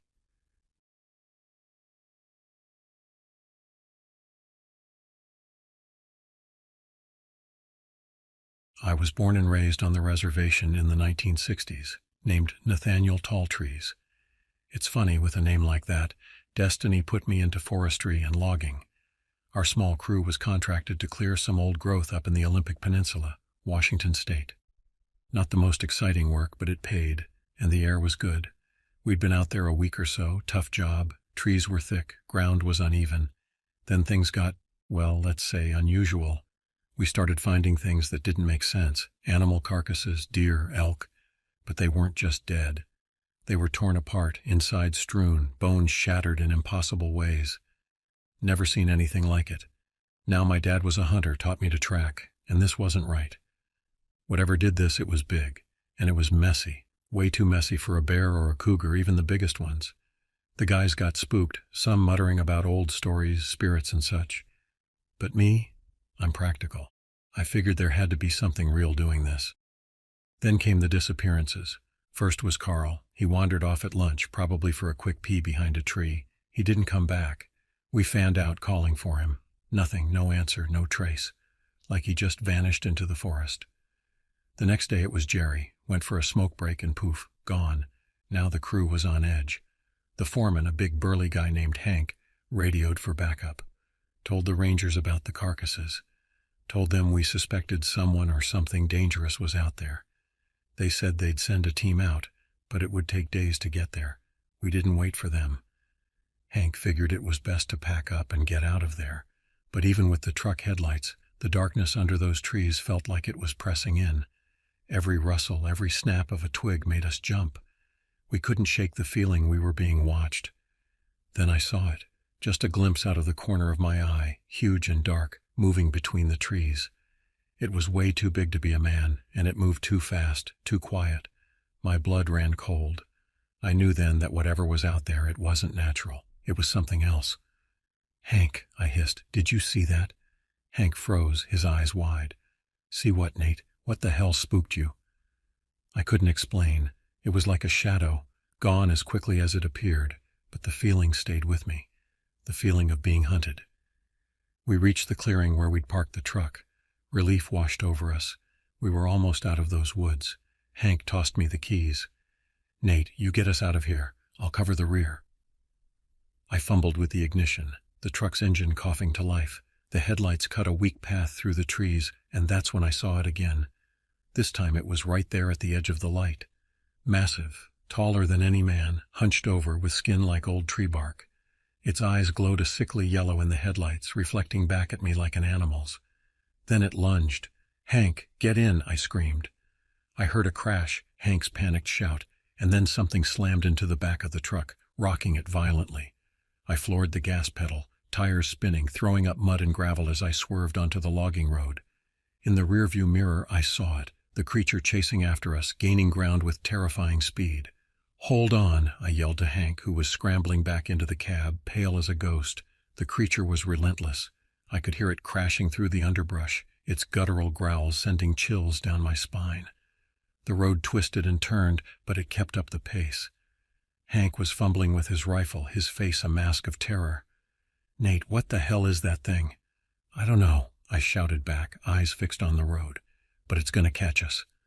Ahead I saw a break in the trees, a dirt track leading away from the main road. Without thinking, I jerked the wheel, sending the truck careening off course. The creature roared in anger, but we were out of its immediate reach. The track was narrow, barely wide enough for the truck. I bounced over ruts and rocks, tree branches whipping at the windows. Hank was clutching his rifle, breathing heavily. "Where are you going?" "There's an old ranger station up this way," I gasped. "Maybe we can find help there." The track wound on for what felt like hours, the forest closing in around us. Then finally, a clearing. A small, dilapidated cabin sat amidst the overgrown foliage. I slammed on the brakes and we jumped out, the truck still running. The cabin was dark and abandoned. The door creaked open, and we stumbled inside, hearts pounding. "Anyone here?" Hank called out, his voice shaking. Nothing but silence. Dust hung thick in the air, undisturbed for years. We moved from room to room, searching for signs of life, a radio, a weapon, anything. Then we found it. In a back room, a stack of old ranger logs filled with reports and sightings. I flipped through the pages frantically, my eyes scanning the faded handwriting. There were reports of strange creatures seen in the woods, of livestock mutilated, of people going missing without a trace. Hank was over my shoulder, his breath hot on my neck. "What are you looking at, Nate?" I pointed to a passage dated a few years back. It described a creature matching exactly what we had seen. Massive, bark-like skin, glowing eyes. The ranger who wrote the report theorized it was some sort of, well, the word he used was cryptid, something unknown to science. A chill ran down my spine. We weren't just dealing with a dangerous animal. We were dealing with a monster. Just then, a loud thud echoed from outside. The creature had found us. Hank whimpered, his rifle shaking in his hands. "What do we do?" I shut the logbook, a surge of determination replacing my fear. We survive. I scanned the room, my mind racing. There had to be something we could use as a weapon. A fireplace poker, an old axe, anything. "Behind you, Nate," Hank yelled. I spun around just as the creature crashed through the window, sending shards of glass flying. It roared, a deafening sound that echoed through the cabin. Hank fired his rifle, the blast momentarily filling the room with smoke and the acrid smell of gunpowder. The monster stumbled, but it didn't fall. "It's barely slowing it down." Hank screamed over the din. We scrambled around the room, desperate for an escape route. The back door was barricaded with old furniture. The windows were too small for us to squeeze through. We were trapped. The creature stalked towards us, its yellow eyes blazing with fury. Hank swung his rifle like a club, but the creature swatted it aside like a fly. Hank stumbled back, falling against the wall. I knew I had to do something. I charged at the beast, screaming a primal yell that echoed my ancestors' battle cries. I swung the skillet with all my might, aiming for its head. The blow connected with a sickening thud, and the creature staggered. I kept swinging, fueled by a desperate surge of adrenaline. It roared and tried to grab me, its massive claws gouging furrows in the wall. Hank scrambled to his feet and grabbed the poker from the fireplace. He jabbed it into the creature's side, distracting it. I seized the moment, swinging the skillet one last time, catching it square in the temple. The creature let out a strangled cry and collapsed to the floor, its limbs twitching. Silence fell over the cabin, broken only by our ragged breathing. Is it dead?" Hank whispered, his voice trembling. I approached the creature cautiously, my heart pounding in my chest. Its skin was rough and gnarled, resembling the bark of an ancient tree. Its eyes had dulled, no longer reflecting that terrifying yellow glow. It was still. Relief washed over me, then a wave of nausea as the reality of what we had done hit me. We had killed something that shouldn't exist according to the laws of nature.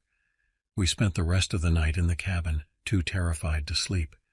At first light, we ventured outside. The creature's body was still there, a grotesque testament to the night's horrors. We left it where it lay, fleeing the scene like criminals running from their crime. We made it back to civilization, shaken but alive. We told the authorities about the massacre in the forest, about the disappearances, but we left out the part about the creature.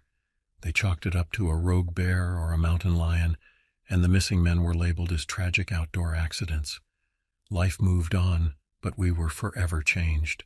The creature haunted my nightmares for years.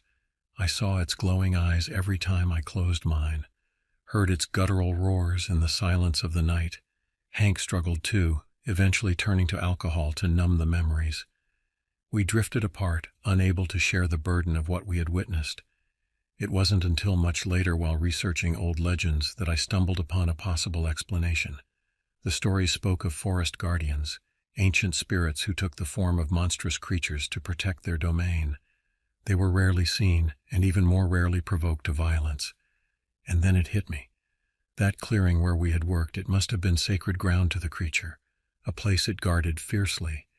We had unwittingly trespassed, bringing down its wrath upon us. The twist? We weren't the heroes of the story. We were the villains.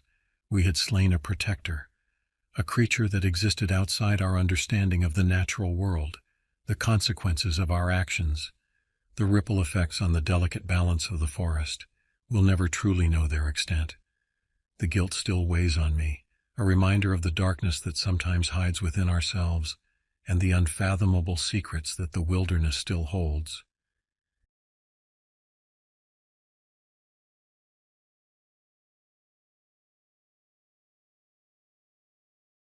Wyoming, 1966. The summer sun beat down on the dusty plains, relentless as a creditor. I, a simple rancher, a man of the land named Jerem Tinkham, was out mending fences when the world turned upside down. Life on the ranch wasn't glamorous. It was sweat, dirt, and the smell of cattle. But it was honest work, the kind that gave a man calluses and character. My days were a predictable rhythm of chores, meals, and the occasional beer at the local tavern. But that rhythm was shattered one scorching afternoon. I'd just finished fixing a section of fence when I noticed something odd in the distance.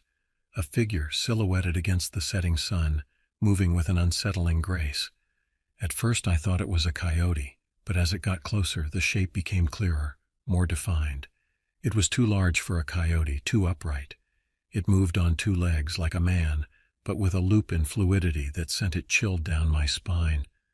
The creature paused, sniffing the air, its head cocked to one side. I froze, heart pounding in my chest. It was then I saw it, the face, not a wolf's snout but a man's face, twisted into a grotesque mockery of humanity. The eyes, glowing amber in the fading light, were filled with a primal hunger. Fear, cold and sharp, gripped me. I'd heard tales of skinwalkers, shape-shifting creatures of Navajo legend, but I'd always dismissed them as folklore. Now, faced with this horrifying reality, I knew those tales were more than just stories. I stumbled back, tripping over the fence I just mended. The creature lunged, its movements blurring into a streak of darkness. I scrambled to my feet, adrenaline fueling my flight. I ran as I'd never run before, the creature's ragged breasts hot on my heels. I made it to my truck, fumbling with the keys in my haste. The engine roared to life and I sped away, leaving a cloud of dust in my wake. In the rearview mirror, I saw the creature stop at the edge of my property, its eyes burning holes into my back. I didn't stop driving until I reached the nearest town. I burst into the sheriff's office, gasping for breath, my words tumbling out in a jumbled mess. The sheriff, a grizzled old-timer named Harlan, listened patiently, a skeptical look on his face. He drawled, stroking his chin. "Ain't heard tell of those since I was a young'un." But he must have seen the terror in my eyes, because he agreed to come back to the ranch with me. We drove in silence, the setting sun casting long shadows across the landscape. As we approached my property, I felt a knot tighten in my stomach. The sheriff got out of the car, his hand resting on his holstered gun. "Show me where you saw it," he said, his voice low and steady. I led him to the spot where I'd first seen the creature. There were no tracks, no signs of a struggle. The sheriff scanned the area, his eyes narrowed. "Don't see anything," he said, shaking his head. Maybe you just imagined it. Stress can do funny things to a man. I opened my mouth to protest, but the words died in my throat. How could I explain the chilling fear that still clung to me, the primal terror that had rooted me to the spot? The sheriff patted me on the shoulder. "Get some rest, Jerem," he said. "You'll feel better in the morning." I didn't sleep that night. I lay awake listening to the creaks and groans of the old ranch house, every sound amplified in the silence. I kept seeing the creature's face, the glowing amber eyes, the twisted grin. The next morning I found a dead calf in the field, its throat torn out. The sheriff came back, this time with the deputy. They examined the carcass, their faces grim. "Looks like a wolf attack," the deputy said. "But there ain't been wolves in these parts for years," the sheriff countered. I didn't say anything. I knew what had killed the calf, and I knew it wouldn't be long before it came back for more. Over the next few days, more livestock was found dead, each with the same gruesome wounds. The townsfolk grew uneasy, whispering about curses and vengeful spirits. The sheriff organized hunting parties, but they'd found nothing. One night I woke to a scratching sound at my window. I sat up, my heart pounding. In the moonlight I saw the creature's face pressed against the glass, its eyes blazing with malevolent intent. I grabbed my rifle, fumbling with the safety in my panic. The creature shattered the window, shards of glass raining down around me. I fired blindly, the deafening roar of the gunshot echoing through the night. The creature stumbled back, a dark stain spreading across its chest. It let out a guttural howl, a sound that chilled me to the bone. Then it was gone, disappearing into the darkness. I didn't sleep for the rest of the night. I paced the floor, the rifle clutched in my trembling hands. Dawn brought no relief. I knew the creature would be back. The next evening I was sitting on my porch watching the sunset. When I saw it again, it was standing at the edge of the woods, its eyes fixed on me. This time I was ready. I raised my rifle, taking aim. The creature didn't move. It just stood there, watching me with those cold amber eyes. I took a deep breath and squeezed the trigger. The gunshot shattered the silence, echoing across the plains. The creature staggered, then collapsed to the ground. I approached cautiously, my rifle still raised. The creature lay motionless, its chest still heaving. I lowered my rifle, my heart pounding in my chest. As I got closer, I saw that the creature was bleeding heavily. The bullet had hit it in the shoulder, tearing through flesh and bone. It whimpered, its eyes filled with pain. I felt a surge of pity, a flicker of empathy for this creature that had terrorized me and my community. But I knew I could have let it live. It was too dangerous, too unpredictable. I raised my rifle again, taking aim at its head. But before I could pull the trigger, something strange happened. The creature's body began to shimmer, its form blurring and distorting. I blinked, rubbing my eyes. When I looked again, the creature was gone. In its place was a man, lying on the ground, clutching his wounded shoulder. He looked up at me, his eyes filled with fear and pain. "Please," he gasped, "help me." I hesitated, my mind reeling. Was this a trick? A trap? But the man's eyes were filled with genuine terror, and I couldn't bring myself to leave him there to die. I knelt beside him, my hand hovering over his wound. "Who are you?" I asked. "My name is Nathan Cordova, and I am 33 years old," he whispered. "I'm not what you think I am."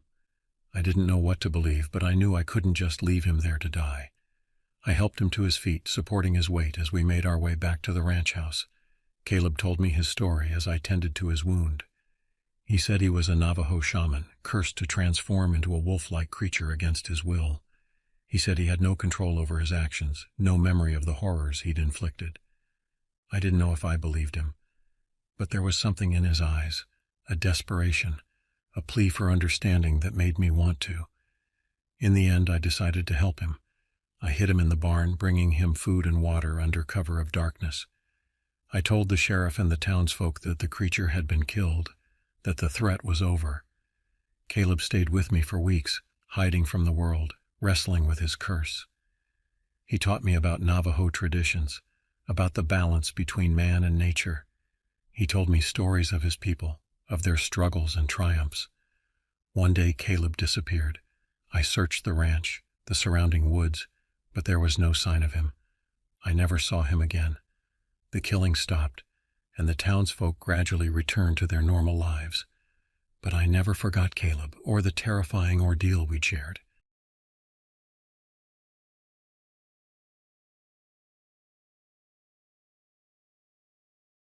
The woods have always held a special place in my heart. There's something about the rustling leaves, the earthy scent of the forest floor, and the gentle babble of nearby streams that speaks to a primal part of my soul. It's why I've always loved camping, despite the occasional strange encounter or unexplained noise in the night. But nothing could have prepared me for what happened at Big Hill Pond in Tennessee a few months ago. It was early June, and the summer heat was just starting to settle in across the state. I'd been feeling restless lately, caught up in the daily grind of work and home life. Don't get me wrong, I love my wife and our little home in Nashville, but sometimes a man needs to reconnect with nature and his old friends. That's why when my buddy Jake suggested a weekend camping and fishing trip, I jumped at the chance. Jake and I go way back, all the way to our college days at the University of Tennessee. We were roommates freshman year, bonding over our shared love of the outdoors and swapping stories of our childhood adventures in the woods. As the years went by and we settled into our careers, me as a high school history teacher and Jake as a software developer, we didn't get to see each other as often as we'd like. This trip was long overdue. The night before we left, I sat at our kitchen table, meticulously packing my backpack. My wife, Sarah, watched me with a mix of amusement and concern. "You sure you've got everything?" she asked, leaning against the doorframe. I nodded, double-checking my mental checklist. Tent, sleeping bag, first aid kit, fishing gear, extra clothes, flashlight, matches. "Yeah, I think I'm good." Sarah walked over and wrapped her arms around me from behind. "Just be careful out there, okay? You know how I worry." I turned and kissed her softly. "Always am, honey. It's just a simple camping trip. What could go wrong?" Little did I know how those words would come back to haunt me. Thursday morning arrived with a golden sunrise that promised perfect weather for our trip. I woke up early, my excitement making it impossible to sleep in. After a quick shower and breakfast, I kissed Sarah goodbye and headed out to meet Jake. He pulled up in his beat-up Ford F-150, country music blaring from the speakers. Some things never change. I tossed my gear in the back and climbed into the passenger seat, grinning at my old friend. "Ready for some adventure, city boy?" Jake teased, punching me lightly on the arm. I laughed. "Born ready. Let's hit the road." As we drove out of Nashville and into the Tennessee countryside, we fell into easy conversation, catching up on each other's lives and reminiscing about old times. Eventually, the topic turned to our past experiences in the woods, and we began swapping stories of strange encounters and unexplained phenomena. "Remember that time at Frozen Head State Park?" Jake asked, a mischievous glint in his eye. "When we heard those weird howls in the middle of the night," I shuddered at the memory. "How could I forget? I've never heard anything like it before or since. Sounded like a mix between a wolf and a woman screaming." Jake nodded. "Yeah, that was creepy as hell, but I've got one that tops it. Last year I was hiking solo in the Smoky Mountains, and I swear I saw something watching me from the trees. It was too big to be a bear, and it moved like nothing I've ever seen before." I raised an eyebrow. "Bigfoot?" He shrugged. "Who knows? All I know is it scared me enough that I hightailed it out of there and didn't stop running until I got back to my car."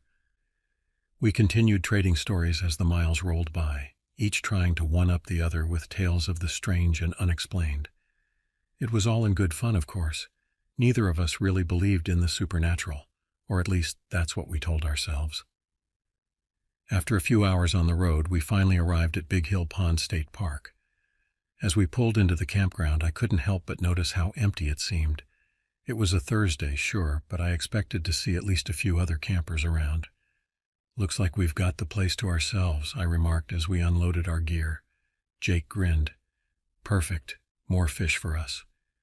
We chose a spot near the edge of the woods with a clear view of the pond in the distance. As we set up our tent and organized our supplies, I couldn't shake the feeling that we were being watched. I glanced over my shoulder several times, but saw nothing but trees and underbrush.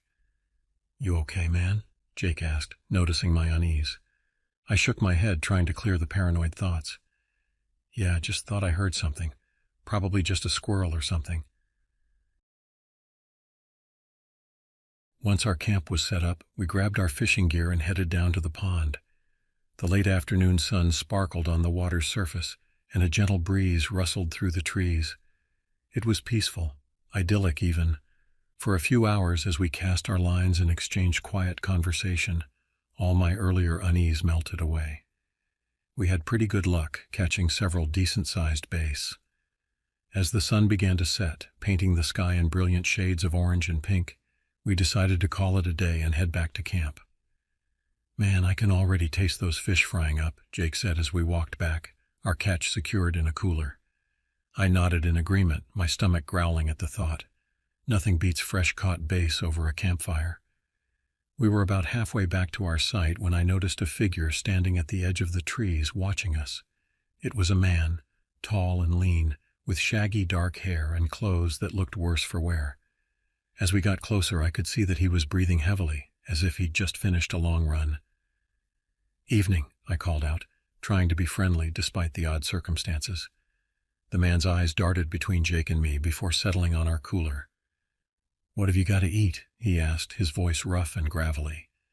I hesitated for a moment, exchanging a quick glance with Jake. Something about this guy set me on edge, but I couldn't put my finger on why. Still, it wouldn't hurt to be hospitable, right?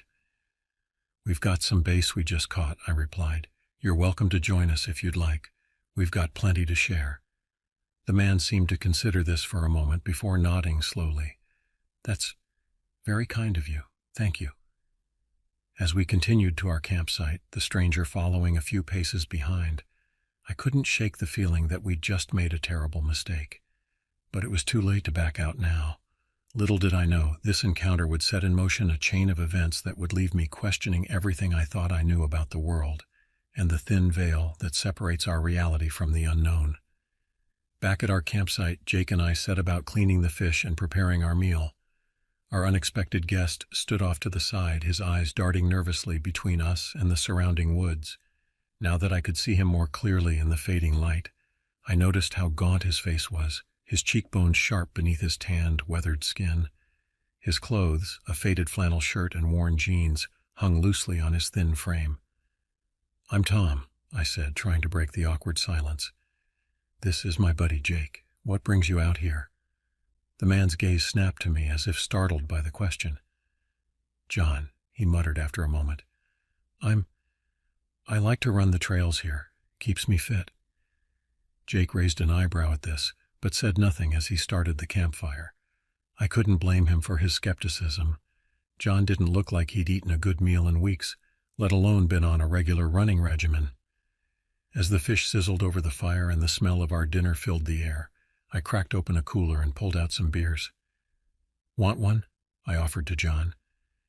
He hesitated before nodding, accepting the can with trembling hands. We settled around the fire, the crackling flames casting long shadows across our faces. For a while we ate in silence, the only sounds the clink of forks against plates and the occasional sip of beer. It was Jake who finally broke the silence. "So, John, you from around here?" John paused mid-bite, his eyes widening slightly. I've been in these woods for a while now," he said vaguely. "You mean camping?" I asked, curiosity piqued. He shook his head slowly. "These woods, they're my home now." Jake and I exchanged glances. It wasn't unheard of for people to live off the grid in places like this, but something about John's demeanor suggested there was more to his story. "Must get lonely out here by yourself," I ventured, hoping to draw him out a bit more. John's lips twitched in what might have been a smile. "I'm not always alone," he said cryptically. "The forest, it has its own inhabitants." A chill ran down my spine at his words, though I couldn't say why. Maybe it was the way he said it, with a mixture of fear and reverence in his voice. Jake, ever the jokester, decided to lighten the mood. "Yeah, like bears and cougars, right? Or maybe Bigfoot." He laughed, taking another swig of his beer. But John didn't laugh. Instead, his face paled, and he leaned in close, his voice dropping to a whisper. "There are things in these woods that you wouldn't believe, things that shouldn't exist, and they're always watching, always hungry." The atmosphere around our campfire changed instantly. The friendly warmth was replaced by a palpable tension, the shadows beyond our circle of light suddenly seeming deeper and more menacing. What kind of things? I asked, my voice barely above a whisper. John's eyes darted around as if checking to make sure we weren't being overheard. Creatures from the old stories, the ones the Native Americans warned about. Skinwalkers, wendigos, things that wear human skin but aren't human at all. Jake snorted, trying to dispel the eerie mood. Come on, man, those are just stories to scare kids around the campfire. John fixed Jake with a piercing stare. Is that what you think? Then you're a fool. I've seen them. I've heard their cries in the night. And once you know they're real, they never leave you alone. A heavy silence fell over our group. I found myself straining my ears, listening for any unusual sounds in the surrounding forest. The normal nighttime noises, crickets chirping, the rustle of small animals in the underbrush, suddenly seemed ominous. Look, I said, trying to be rational, I'm sure there are dangers in the forest, but you don't understand, John interrupted, his voice rising. They're real and they're here, and now that you know, they'll come for you too. With that, he abruptly stood up, his half-eaten plate of food clattering to the ground. I've said too much, I need to go. Thank you for the meal, but be careful, and whatever you do, don't say their names. Names have power, and you don't want to draw their attention. Before we could react, John turned and strode quickly into the darkness of the forest, disappearing from sight within seconds. Jake and I sat in stunned silence for a moment, the only sound the crackling of our campfire. Well, Jake said finally, forcing a laugh. That was interesting. Guy's clearly got a few screws loose living out here by himself. I nodded, wanting to agree, but unable to shake the feeling of unease that had settled over me. Yeah, probably just trying to scare us. You know how some locals like to mess with campers. We cleaned up our dinner in silence, both of us jumping at every snapping twig or rustling leaf. As we prepared for bed, I couldn't help but notice how quickly Jake retreated to his tent, muttering something about being tired. I stayed up a bit longer, staring into the dying embers of our fire. The forest around us seemed different now, alive with hidden menace. I tried to tell myself it was just my imagination, fueled by John's bizarre warnings and too many campfire stories. But as I finally crawled into my tent, I couldn't shake the feeling that something out there in the darkness was watching, waiting. Little did I know the true terror of our camping trip was only just beginning. Sleep didn't come easily that night. I tossed and turned in my sleeping bag, my mind replaying John's warnings over and over. Every sound from the forest seemed amplified. The hoot of an owl, the rustle of leaves in the breeze, the distant cry of some unidentifiable animal. Each noise made me tense, wondering if it was just normal wildlife or something else. I must have dozed off at some point because the next thing I knew, I was jolted awake by a sound outside my tent. At first I thought it was part of a dream, but as I lay there, fully alert now, I heard it again, a shuffling noise, like something moving around the perimeter of our campsite. My heart began to race. I held my breath, straining my ears to track the sound. It seemed to be circling my tent, slow and deliberate. A chill ran down my spine as I remembered John's words. They're always watching, always hungry. I tried to rationalize it. It was probably just an animal, maybe a raccoon or a deer curious about our campsite. But a nagging voice in the back of my mind whispered that it could be something else, something that shouldn't exist. The shuffling stopped right outside my tent. I could hear heavy breathing, too loud and too close. Then, to my horror, I saw the silhouette of a face press against the fabric of my tent, right above where I lay. Panic surged through me, but I forced it down. This had to be Jake, trying to scare me after our conversation with John. Anger replaced fear, and I lashed out, smacking the side of the tent hard. "Hey, idiot, knock it off before I use you for bait tomorrow," I yelled, my voice sounding much braver than I felt. The face immediately pulled away and the shuffling sound retreated. I let out a shaky laugh, relief washing over me. "I guess you are scared of me, huh?" I called out, trying to mask my earlier fear with bravado. But my relief was short-lived.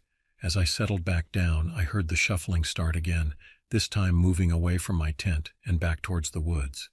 A chill ran down my spine as I realized, if that was Jake trying to scare me, why would he be going back to the forest instead of his own tent? I sat up quickly, my heart pounding in my chest. Straining my ears, I could still hear something moving through the underbrush, getting fainter as it moved away from our campsite. Then, in the distance, I heard what sounded like a low, guttural growl, a sound that was decidedly not human. Sleep was impossible after that. I lay awake for what felt like hours, every muscle tense, listening for any sign that whatever it was, might be coming back. But the night remained quiet, almost unnaturally so, as if the forest itself was holding its breath. As the first light of dawn began to filter through the tent fabric, I finally allowed myself to relax slightly. I must have dozed off because the next thing I knew, I was waking up to the sound of Jake moving around outside. I unzipped my tent and crawled out, squinting in the bright morning sunlight. Jake was already up, starting a fire for breakfast. He looked tired, with dark circles under his eyes. "Morning," he grunted, not looking up from his task.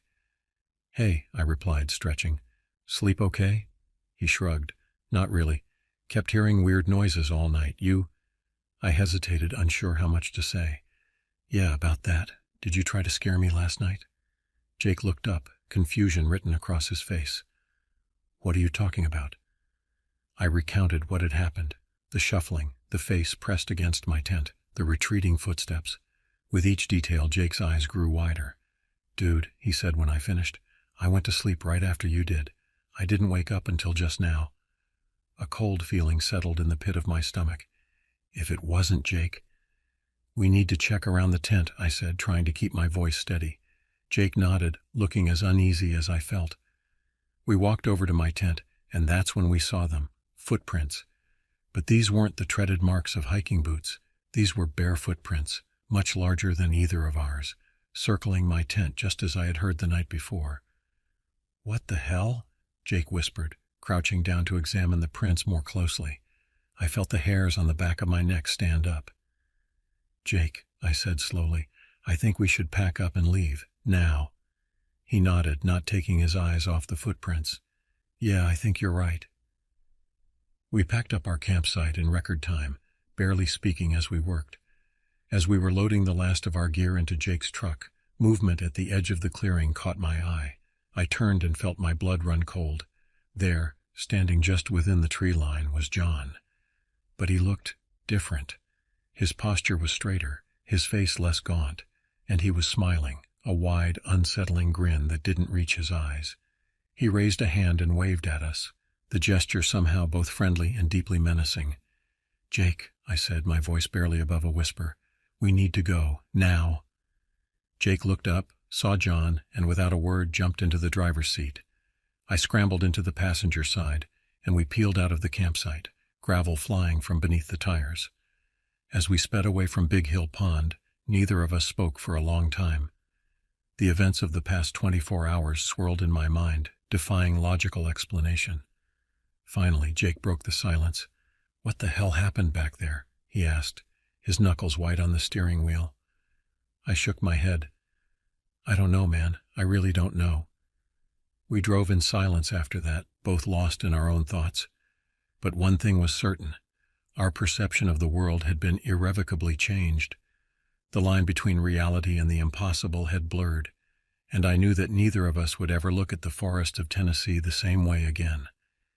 As we merged onto the highway heading back to the safety of Nashville, I couldn't shake the feeling that our encounter with whatever lurked in those woods wasn't over. Something told me that once you've glimpsed the other side, it never truly lets you go. The drive back to Nashville was tense and mostly silent. Every so often, Jake or I would start to say something, only to trail off, unsure how to put our experience into words. The forests we passed seemed darker somehow, hiding untold secrets behind their leafy facades.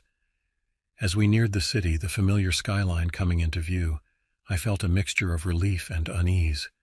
Part of me was glad to be back in the realm of the familiar, where streetlights and concrete pushed back the shadows. But another part of me knew that the comfort was illusory. What we had experienced, or thought we had experienced, in Big Hill Pond had changed something fundamental in how we viewed the world. Jake dropped me off at my house, both of us making vague promises to call each other soon. As I walked up to my front door, I could see Sarah through the window, her face lighting up as she noticed me. For a moment I considered not telling her about what had happened. Why burden her with this strange, unsettling tale? But as soon as I stepped inside and she hugged me, the words came tumbling out. I told her everything, about John, the noises in the night, the footprints, and our hasty departure. To her credit, Sarah listened without interrupting, her expression a mix of concern and disbelief. When I finished, she was quiet for a long moment. "Tom," she said finally, "are you sure it wasn't just your imagination? You know how those woods can play tricks on your mind, especially after ghost stories around the campfire." I wanted to agree with her, to laugh it off as an overactive imagination fueled by too many beers and a creepy stranger's tales. But I couldn't shake the memory of those footprints, of John's unsettling smile as we drove away. "I don't know what it was," I admitted, "but I know what I saw, what I felt. Something wasn't right in those woods, Sarah." She nodded slowly, clearly unsure what to make of my story, but unwilling to dismiss it entirely. "Well, you're home now," she said, squeezing my hand. "You're safe." But was I? That night, as I lay in bed next to Sarah, I found myself unable to sleep. Every time I closed my eyes, I saw John's face, that unnatural grin, or imagined something pressing against our bedroom window, watching, waiting. The days that followed were a struggle to return to normalcy. I went back to work, teaching history to uninterested high schoolers, but my mind kept drifting back to Big Hill Pond. I found myself researching local legends, delving into forums about cryptid sightings and unexplained phenomena in the Tennessee wilderness. The more I read, the more I realized that our experience wasn't unique. There were countless stories of strange encounters in those woods dating back centuries. Jake and I talked on the phone a few times, each conversation circling around what had happened without directly addressing it. I could tell he was struggling as much as I was to reconcile our experience with his rational worldview.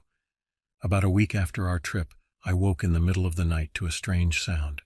At first I thought it was just the wind, but as I listened I realized it was a low rhythmic chanting coming from outside. My blood ran cold as I recognized words from the legends I'd been researching, old names, powerful names. I rushed to the window, my heart pounding. There, at the edge of our backyard where it bordered a small wooded area, I saw a figure. It was too dark to make out details, but I knew with a certainty that defied logic that it was John. He raised a hand in that same wave I'd seen as we left the campsite. I blinked, and he was gone, but the chanting lingered for a moment longer before fading away.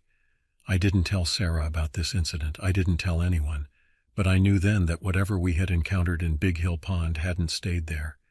It had followed us home, or perhaps it had been here all along, hiding in the shadows at the edges of our everyday world. In the months since, I've tried to go on with my life as normal, but I can't shake the feeling that I'm being watched, that something is waiting just out of sight. I find myself avoiding wooded areas, even the small park near our house. At night, I lie awake listening for sounds that don't belong. Jake and I have drifted apart. I think it's easier for him to avoid me, to try and forget what happened. Sometimes I envy his ability to push it aside, but I can't forget. I can't unsee what I've seen or unlearn what I now know. The world is bigger and stranger than we ever imagined. There are things out there, ancient and powerful, that defy our understanding. And once you've glimpsed them, you can never truly go back to the comfort of ignorance. So I wait, and I watch. And sometimes on dark nights when the wind whispers through the trees, I wonder, are they watching me too? And what will happen when they decide to do more than just watch? This isn't the supernatural story you're used to, with clear endings and explained phenomena. This is a story of the unknown creeping into the familiar, of the lines between reality and legend blurring. And perhaps that's the scariest story of all, the one where the monsters might be real, and they might be closer than we ever dared to imagine.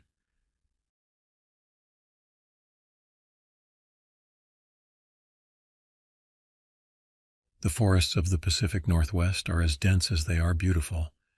Towering pines, thick underbrush, and the kind of quiet that makes you feel like you're the last person on Earth. I had been living there for years, nestled in a cabin I built myself, a good hour's hike from the nearest road. Isolation wasn't just a preference, it was a necessity. My past had taught me that much. It was the summer of 1999 when things started to change. The first sign was the disappearance of Andy. My neighbor, though neighbor in these parts means someone who lives a few miles away. Andy was a tough guy, ex-military, and not the type to get lost easily. He knew the woods like the back of his hand. But one day he didn't come home. I remember that evening vividly. The sun was setting, casting long shadows through the trees. Andy's wife Maggie showed up at my doorstep, worry etched deep into her face. "Sam," she said, her voice trembling. "Andy didn't come back from his hike. It's been hours. Can you help me find him?" I grabbed my gear without hesitation, a flashlight, a hunting knife, and my old .45 revolver. We headed out into the woods, calling his name, our voices swallowed by the forest. Hours passed and the light faded, but there was no sign of Andy. We searched until the early hours of the morning before exhaustion forced us to return. The next day, the local authorities organized a search party. Volunteers came from all around, folks who knew Andy and wanted to help. We scoured the woods for days, but it was like he had vanished into thin air. No tracks, no signs of a struggle. Nothing. Just gone. It wasn't long after that when other strange things began happening. At first it was small stuff, tools going missing, strange noises at night. Then, more people started disappearing. Hikers, hunters, people who had no reason to just walk off into the woods without a trace. The local community was gripped by fear, whispers of a curse or something worse spreading like wildfire. One evening I was sitting by the fire trying to shake off the unease that had settled over the area. The radio crackled with static before a local news update came through. Another missing person, this time a young woman named Lisa, who had been camping near it, was the third disappearance in 2 weeks. Something was very wrong. Determined to get to the bottom of it, I decided to take a more active approach. If someone or something was out there, I needed to find out what it was. I spent the next few days preparing, gathering supplies, and mapping out the areas where people had gone missing. It was risky, but the thought of sitting idly by was worse. I started my search at the lake where Lisa had been camping.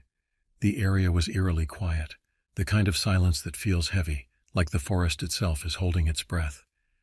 As I walked along the shoreline, I noticed something odd, a set of footprints leading into the woods. They were small, probably Lisa's, but there was something off about them. They stopped abruptly, as if she had been lifted off the ground. Following the direction of the tracks, I moved deeper into the forest. The trees closed in around me, the underbrush thick and unyielding. After a few hours, I stumbled upon an old, dilapidated cabin I had never seen before. It looked abandoned, but I could feel eyes on me, a sense of being watched that sent a shiver down my spine. I approached cautiously, my hand on my revolver. The door creaked open with a gentle push, revealing a dark interior that smelled of damp wood and decay. As my eyes adjusted to the gloom, I saw something that made my blood run cold. In the center of the room was a large, crude altar made of stone. On it were trinkets, bits of clothing, and photographs, each belonging to the missing people. My heart pounded in my chest as I realized what this meant.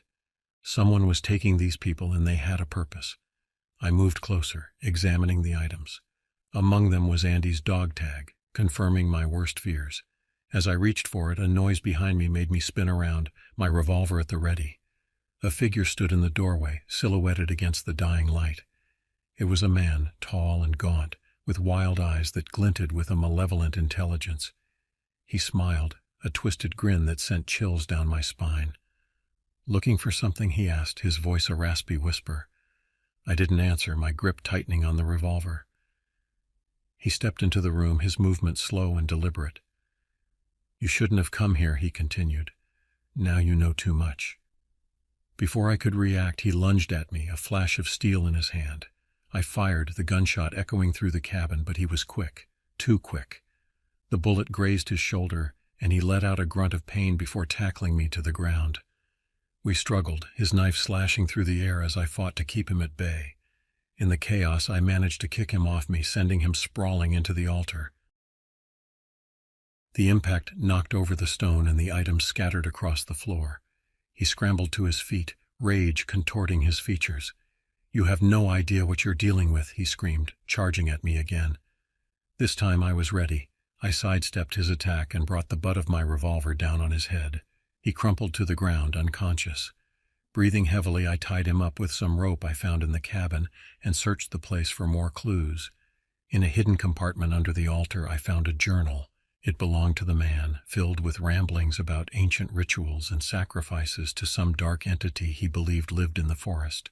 He had been abducting people for years, offering them to this god in exchange for power and immortality.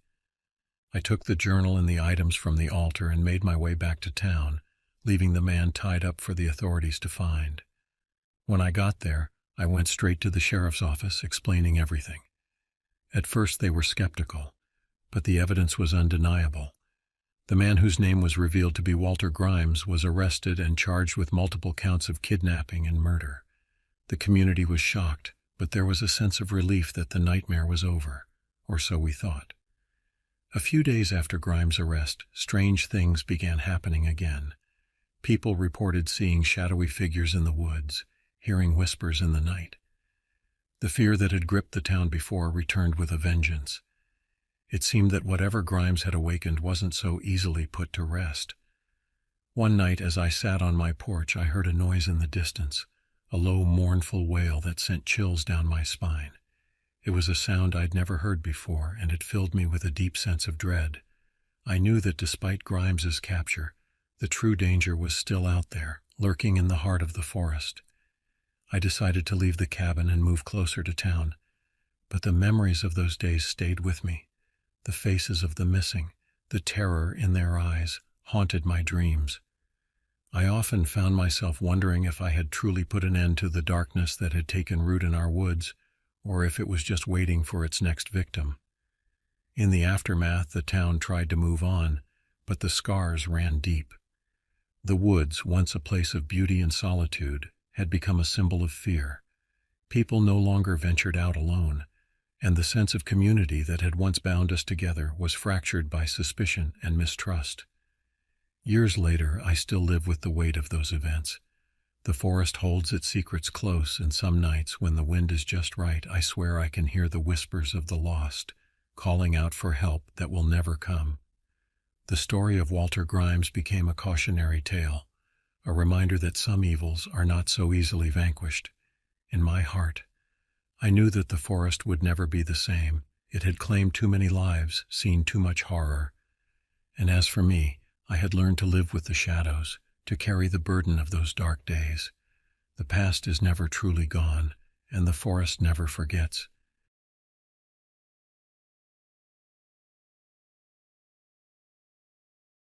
November 1997. Lost the damn dog again. Took the mutt Barnaby with me on a fishing trip up North Lake Superior. Figured the fresh air would do him good, him and his endless shedding. Parked the truck near a deserted stretch of shoreline rocky cliffs overlooking the steely water. Barnaby bolted out, tail wagging, sniffing every damn pebble. Set up my rod, cast my line silence except for the waves lapping against the shore. Barnaby was nowhere in sight. "Barnaby!" I yelled, my voice echoing across the lake. No response. Great, just great. Left my gear on the shore, started searching for the damn dog, followed a trail through the woods, thick with pines and birch trees, found a clearing, sunlight filtering through the leaves, and then I saw it, a deer carcass, freshly killed, its body torn open, entrails spilling out like spilled spaghetti. Barnaby stood a few feet away, whimpering, his fur bristling. "Jesus, Barnaby," I muttered, covering my nose against the stench. "What did you find?" He whined again, backing away, his tail tucked between his legs. Something rustled in the bushes. I turned, my heart pounding. There it was, a figure, tall and gaunt, emerging from the shadows, skin pale and clammy, like a corpse that had been left out in the rain. It wore tattered clothes, its limbs long and spindly, its face— no, it didn't have a face. Just a smooth expanse of skin, featureless, except for a gaping maw filled with rows of needle-like teeth. It let out a hiss, a sound like air escaping a punctured tire. Barnaby yelped, cowering behind me. I backed away, my mind racing. What the hell was this thing? It took a step towards us, its movements jerky and unnatural. I could smell its breath, a foul stench of decay and something else, something metallic, like blood. Barnaby whined again, his body trembling. I knew we had to get out of there. Turned and ran, Barnaby at my heels. We crashed through the undergrowth, the creature's hisses echoing behind us. Reached the shore, scrambled over the rocks towards the truck. Fumbled with the keys, my hands shaking. The creature emerged from the trees, its pale form silhouetted against the setting sun. It let out a shriek, a sound that seemed to pierce my eardrums. I threw open the truck door, shoved Barnaby inside, jumped into the driver's seat, slammed the door shut, turned the key. The engine sputtered to life. The creature lunged, its claws scraping against the truck's window. I threw the truck into gear, tires spinning as we sped away. Didn't stop until we reached the nearest town, a dusty little outpost with a single gas station and a diner that smelled of stale coffee and grease. Barnaby whined in the back seat, his body still trembling. I got out, my legs shaky, and went inside the diner. Ordered a double shot of whiskey, downed it in one gulp. The waitress, a woman with tired eyes and a name tag that read Darla, gave me a curious look. "Rough day?" she asked. "You could say that," I muttered, signaling for another drink, told her about the creature, about the deer carcass, about the chase through the woods. She listened, her expression a mix of skepticism and concern. "There's been talk," she said, wiping down the counter with a rag. "People disappearing in the woods, hikers, campers, never seen again." A chill ran down my spine. "You think it's the same thing?" I asked. She shrugged. "Could be, or maybe it's just bears or wolves." I finished my drink, the whiskey burning a hole in my gut. "I don't think so," I said. "This was something else, something evil." Darla gave me a long look. "Be careful out there," she said. "These woods, they hold secrets." I nodded, paid for my drinks, and went back to the truck. Barnaby was curled up in the back seat, his eyes closed. I started the engine, headed back towards the highway. The sun had set, the sky a canvas of fading light. I couldn't shake the feeling that I was being watched, that the creature was out there somewhere lurking in the shadows. I drove through the night, the headlights cutting through the darkness. Every rustle of leaves, every shadow on the road sent my heart racing. Reached home just before dawn, exhausted but unable to sleep. The image of the creature, its featureless face and gaping maw, haunted my thoughts. I knew I couldn't just forget what I'd seen. I had to do something, but what? I was just a regular guy, a salesman with a mortgage and a bad back. What could I possibly do against a creature like that? I paced the floor, my mind racing. Then I remembered something Darla had said. These woods, they hold secrets. Maybe there was something out there, something that could help me understand what I'd encountered, something that could help me fight back. I sat down at my computer, started researching, read about local legends, about folklore, about creatures of the night.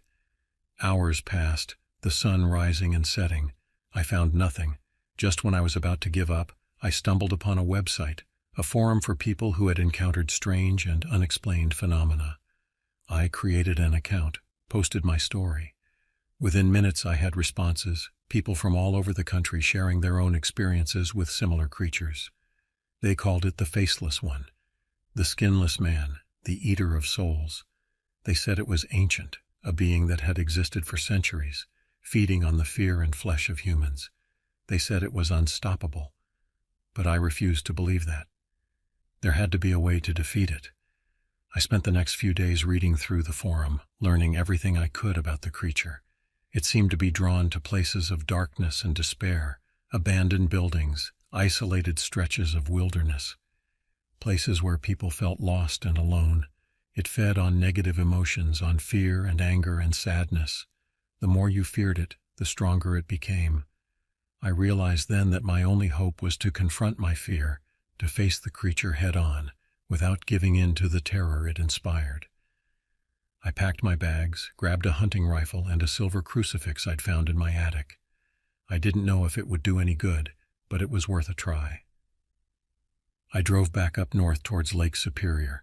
The sky was overcast, the air heavy with the smell of rain. I parked the truck near the same spot where I'd encountered the creature, the memory of that day sending shivers down my spine. I took a deep breath, stepped out of the truck. The woods were silent, the only sound the wind rustling through the leaves. I followed the same trail I'd taken before towards the clearing where I'd found the deer carcass. The clearing was empty now, the carcass gone, but the stench of death still lingered in the air. I stood there waiting. The shadows seemed to lengthen, the air growing colder. And then I heard it, a hiss coming from the depths of the forest. The creature was back, and it was coming for me. The hissing grew louder, closer. I raised the rifle, my finger tightening on the trigger. The crucifix felt cold against my chest. A shadow emerged from the trees, a shapeless mass of darkness. It moved towards me, its form shifting and undulating like smoke in the wind. I fired. The bullet passed through the creature, leaving no mark. It continued to advance, its hissing turning into a low growl. I fired again and again. Each shot passed through the creature as if it were made of air. Panic clawed at my throat. I dropped the rifle, reached for the crucifix, held it out in front of me, a shield against the darkness. The creature stopped, its formless body pulsating. It seemed to recoil from the crucifix, its growls turning into whimpers. I took a step forward, then another. The creature backed away, its form shrinking, fading. I kept moving, the crucifix held high. The creature retreated further until it was nothing more than a faint shadow at the edge of the clearing. Then it vanished. I stood there, panting, the crucifix still clutched in my hand. The silence was deafening. Had I defeated it, or had it simply retreated, biding its time? I didn't know, but I knew one thing. I wouldn't give up. I would keep fighting, keep searching for a way to destroy the creature once and for all. I returned to the diner, told Darla what had happened. She listened, her eyes wide with disbelief. "You drove it away?" she asked. I nodded. "With this," I said, holding up the crucifix. She looked at it, then back at me. "Maybe there's hope after all," she said, a faint smile playing on her lips. I stayed in town for a few more days, searching the woods for any sign of the creature. I found nothing. It was as if it had vanished into thin air. I returned home, a changed man.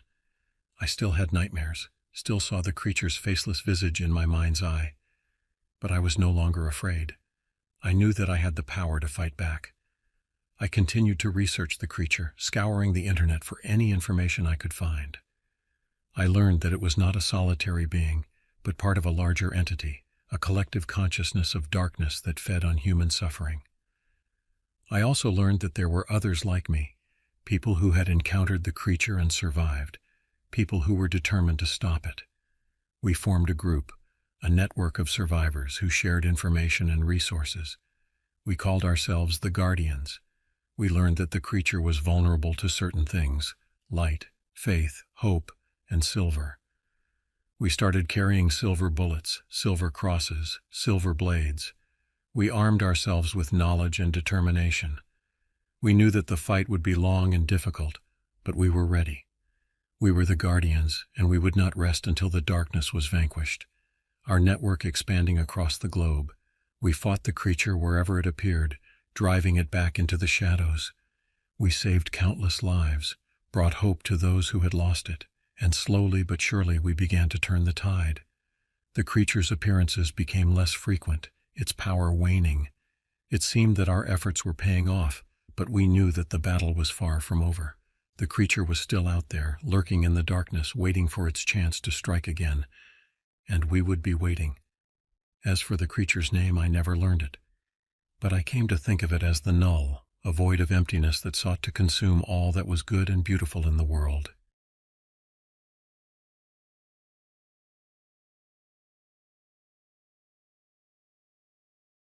This happened to me a while back in a secluded off-the-grid place called Wolf Creek in Idaho.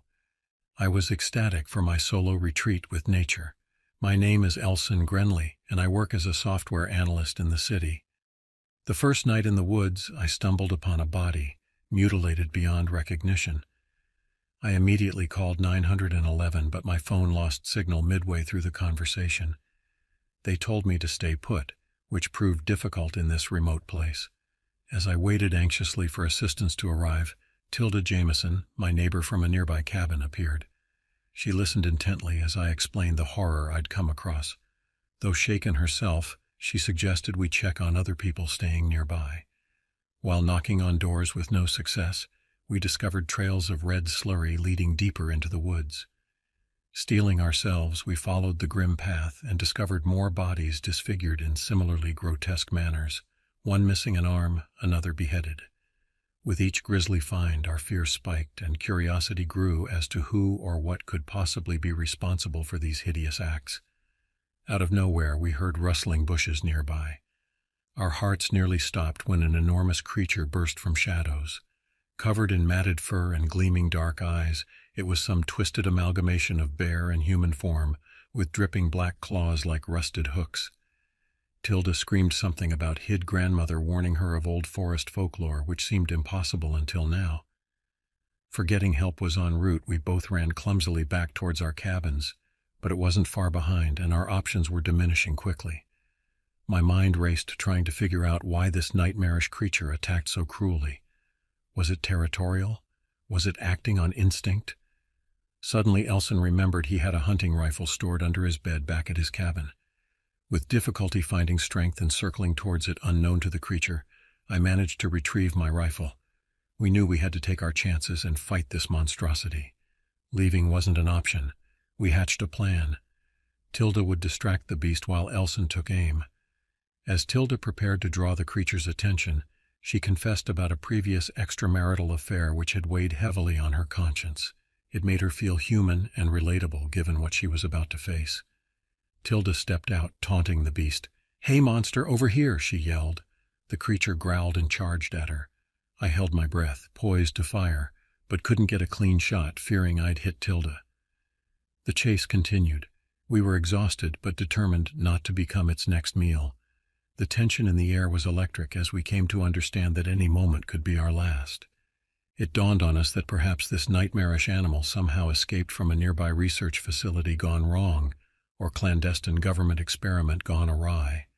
A chillingly realistic possibility for its existence.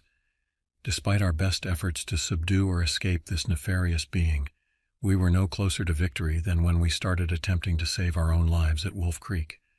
Elson realized that he needed Tilda's sharp mind and sense of humor to keep him focused in a time like this. They shared some light banter in between their heart-wrenching gasps for air and adrenaline-pumping fight for survival against what seemed like an insurmountable foe. Tilda displayed remarkable agility, dodging the creature's powerful lunges. Its enormous twisted body was partially covered in matted fur, while other portions were a dark, leathery skin. Its face held a series of sharp teeth and terror-filled eyes that glowed red. I could see Tilda's energy waning as the beast continued its relentless pursuit. Realizing it was now or never, I decided to make my move. Shouting at Tilda to drop down, she understood my intention and dove flat to the ground. I fired multiple rounds at the creature as it leaped over Tilda. Its body seemed to jerk from the impact. As the beast fell to the ground with a thud, we didn't waste any time waiting around. At that moment, it struck me that we needed help. This wasn't something we could handle on our own. I pulled out my phone to call the police, but noticed I had no service in this remote location. As we ran further from Wolf Creek, Tilda realized we were lost. She remembered a cabin nearby that belonged to her uncle. It might be our best bet for finding shelter and possibly calling for help. Following her lead, we reached the cabin, gasping for breath and exhausted. We cautiously entered the cabin and locked the door behind us. The interior was cluttered with old hunting gear that looked like it hadn't been used in years. Amidst the chaos was an old ham radio which we hoped would work. With shaking hands, I started sending out a desperate call for assistance. While Tilda kept watch outside, I finally connected with someone who called themselves Ranger Harris. They seemed familiar with similar strange incidents in the area and promised to help us as soon as possible.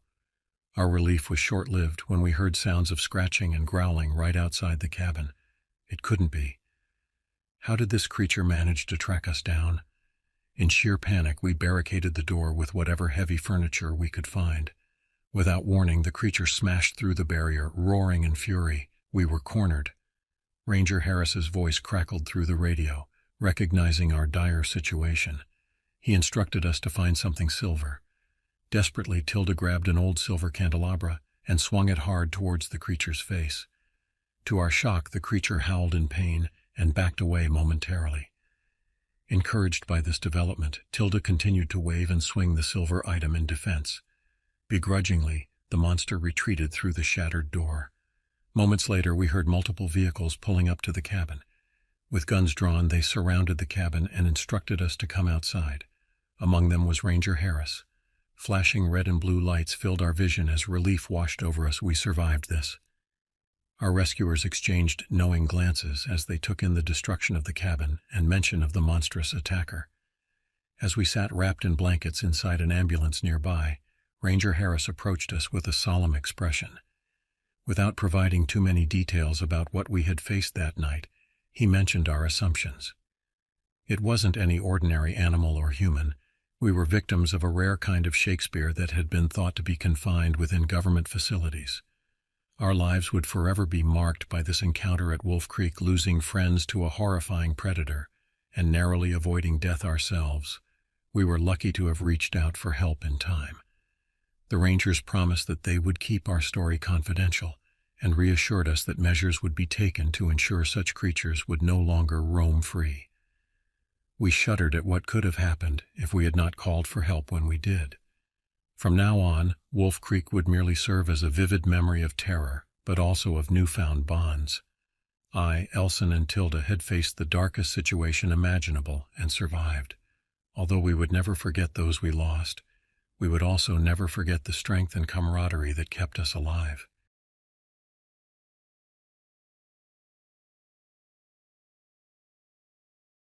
My name is Jorge Luis Aguilar, and I am 33 years old, and this happened to me on February 25, 2000. Back then, I was just a small town boy with a love for the outdoors and a healthy dose of skepticism about all those Bigfoot sightings folks whispered about. Now, well, let's just say I don't scoff at campfire stories anymore. See, I'm part of a specialized unit. Call us cryptid hunters. Monster control doesn't really matter.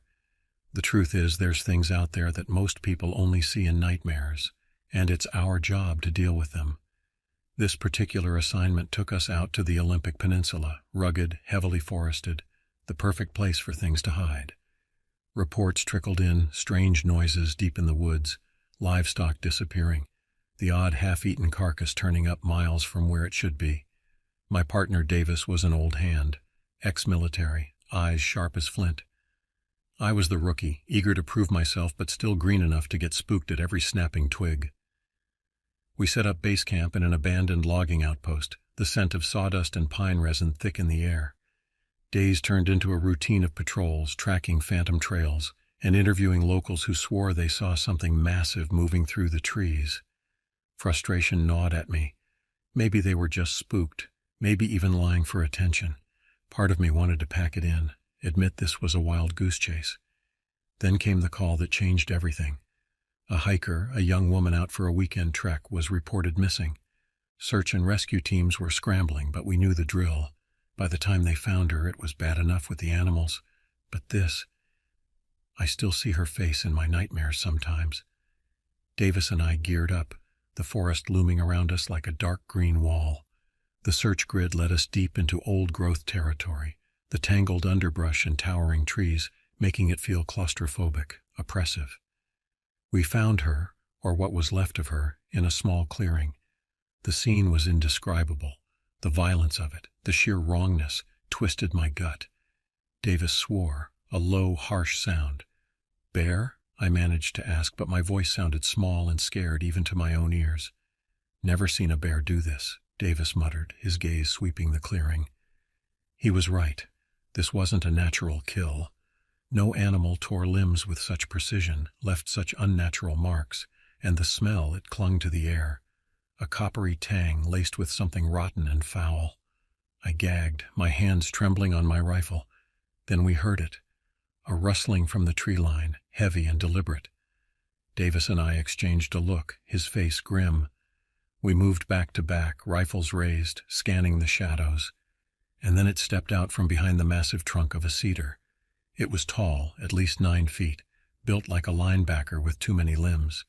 Its skin was leathery gray, stretched tight over bulging muscles.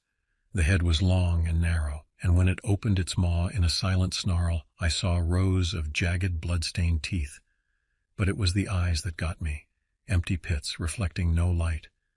Those eyes didn't hold any animal rage. They held calculation, a chilling intelligence that sent a shiver down my spine, my voice barely above a breath. Davis didn't answer. He just raised his rifle and fired. The creature jerked, a spray of inky black blood spattering the leaves. It roared then, a bone-rattling sound that vibrated through the clearing and charged. We unloaded our rifles into it. The bullets tore into its hide, but seemed to do little more than annoy it. The creature stumbled, then righted itself, its roar echoing through the trees. Davis swore again, a desperate note creeping into his voice. "Back up ain't gonna get here in time," he yelled over the din. "We gotta draw it off." We ran, blindly, branches whipping our faces, the creature's enraged bellows close behind us. I could feel its fetid breath on the back of my neck, the ground rumbling with each of its monstrous strides. A shot rang out, different caliber than ours. The creature shrieked, and I dared a glance back. Davis was down, his leg twisted at an impossible angle, the creature looming over him. Time seemed to slow. Rage and terror spiked in my blood.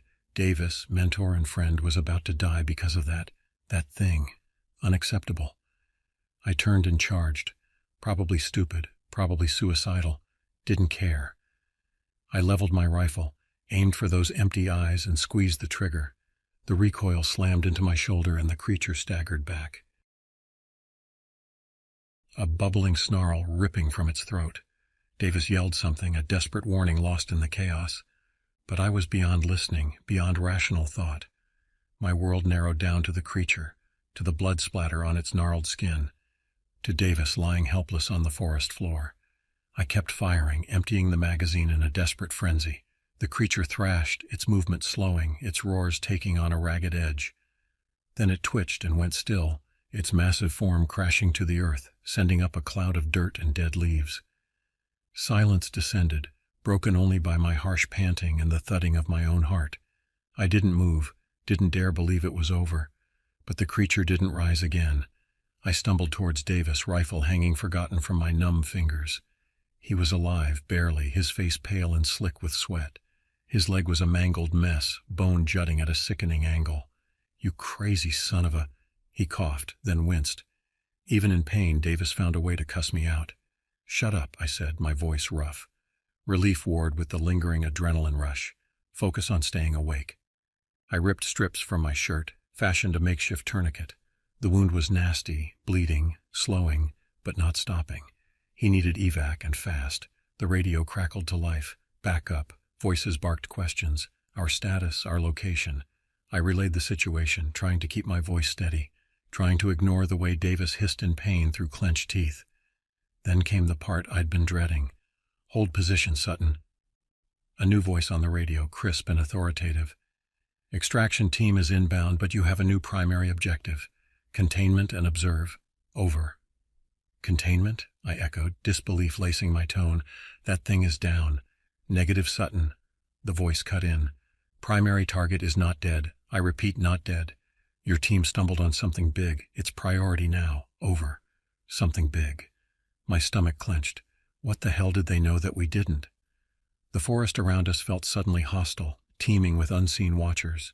The creature's corpse, a monstrous testament to this new reality, loomed in the clearing. There would be others, they were saying. Maybe different, maybe worse. Something twisted deep in my gut.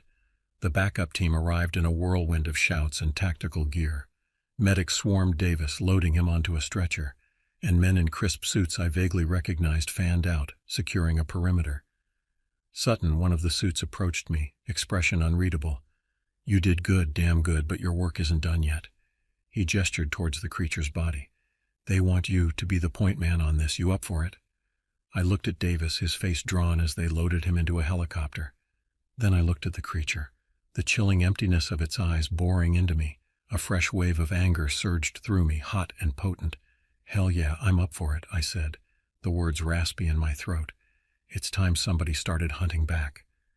The aftermath was a whirlwind of debriefings and medical exams.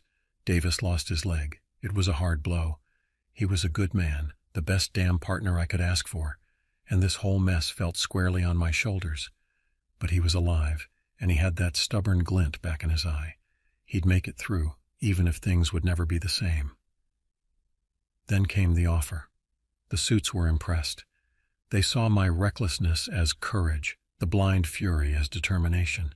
They wanted me for their bigger game, the real monster hunters, the ones who saw the true depths of the darkness. I hesitated.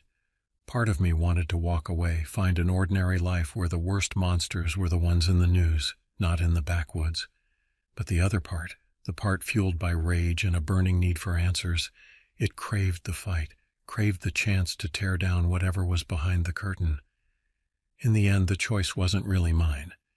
I saw the missing persons posters tacked up in the station. The faces of people vanished into the shadows. I saw the creature's carcass strapped to a flatbed, its dead eyes somehow even more menacing than when alive. I saw Davis in his hospital bed, a haunted look in his eyes, a silent plea for someone to keep up the fight he couldn't anymore. I joined the unit. They shipped me out to some clandestine base, taught me new tactics, new weapons, gave me a glimpse of a hidden world where the lines between myth and nightmare blurred beyond recognition. My new life isn't easy. It's filled with blood, lies, and the constant looming threat of creatures ripped straight from horror stories. I've seen things that would shatter the minds of ordinary men, done things I'm not proud of. But I sleep better at night knowing I'm on the front line, holding back the darkness. Maybe it's a fool's errand, a war that can't be won. Maybe one day I'll end up like the scraps of clothing and bone-littering remote forests, another victim of the unseen world. But until then, I'll keep fighting, because if we don't, who will? The first time I laid eyes on the old cabin, I felt an inexplicable connection to the place. Nestled deep in the heart of the Pine Barrens, it was everything I had been looking for. A retreat from the hustle and bustle of city life. I had inherited it from my uncle, a man I barely knew, but whose stories of the dense forest and its secrets had always fascinated me. The cabin was in decent shape, considering it had been abandoned for nearly a decade. The wooden structure, weather-beaten and moss-covered, stood sturdy against the elements. Inside it was sparse but functional, perfect for a man looking to escape the world. I moved in during the fall of 1995. The forest was a sea of golden leaves, the air crisp and invigorating. My days were filled with chopping wood, fishing in the nearby creek, and exploring the vast wilderness. At night I would sit by the fire, sipping whiskey and listening to the symphony of nature. The hoot of an owl, the rustle of leaves, the occasional distant howl of a coyote. Life was peaceful. That is, until I started noticing strange occurrences.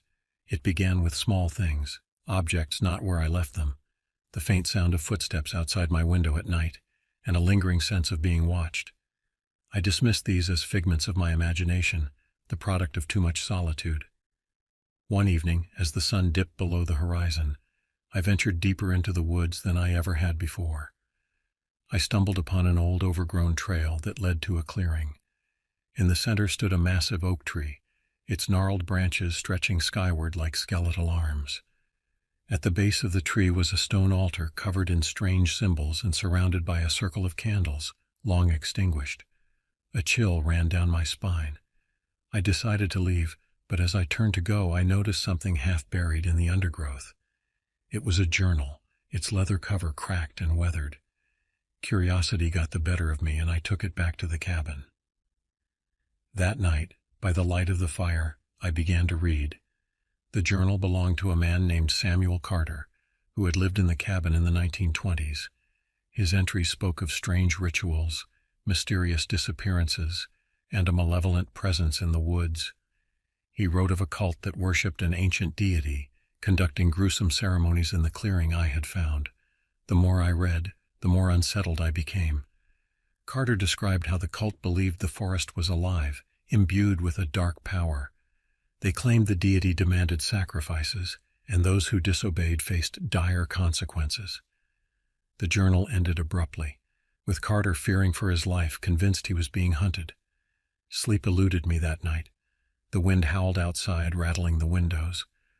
I felt a growing unease, a sense that the forest was closing in on me.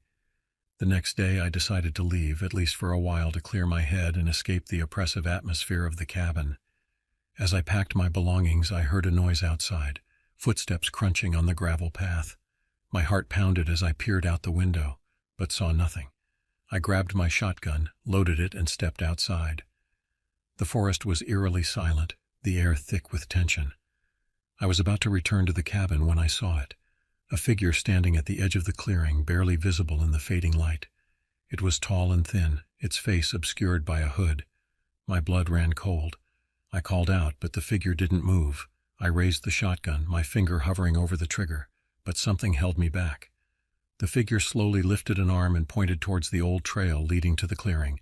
Then, just as suddenly as it had appeared, it vanished into the trees. I stood there, paralyzed with fear and indecision.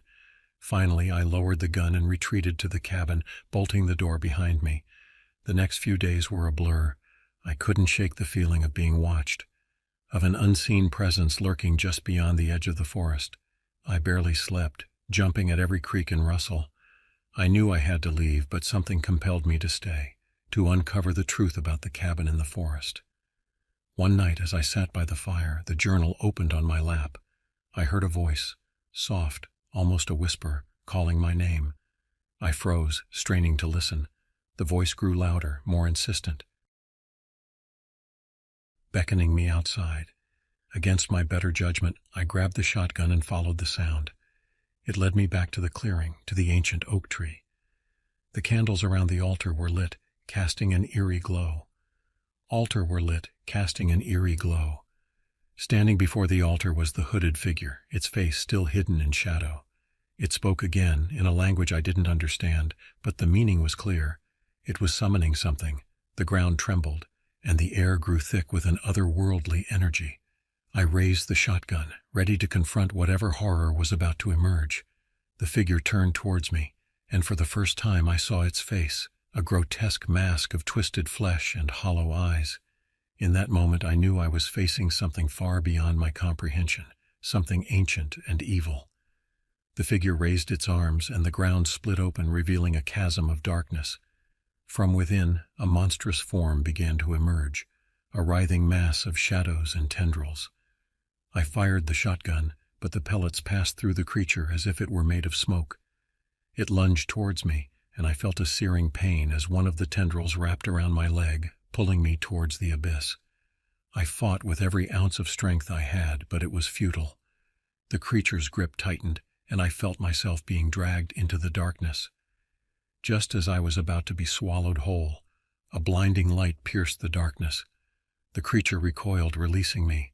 I stumbled back, shielding my eyes from the intense glow. When the light faded, the creature was gone, and the clearing was silent once more. The hooded figure lay motionless on the ground, its body twisted and broken. I approached cautiously, nudging it with my foot. It didn't move. I pulled back the hood, revealing the face of a young woman.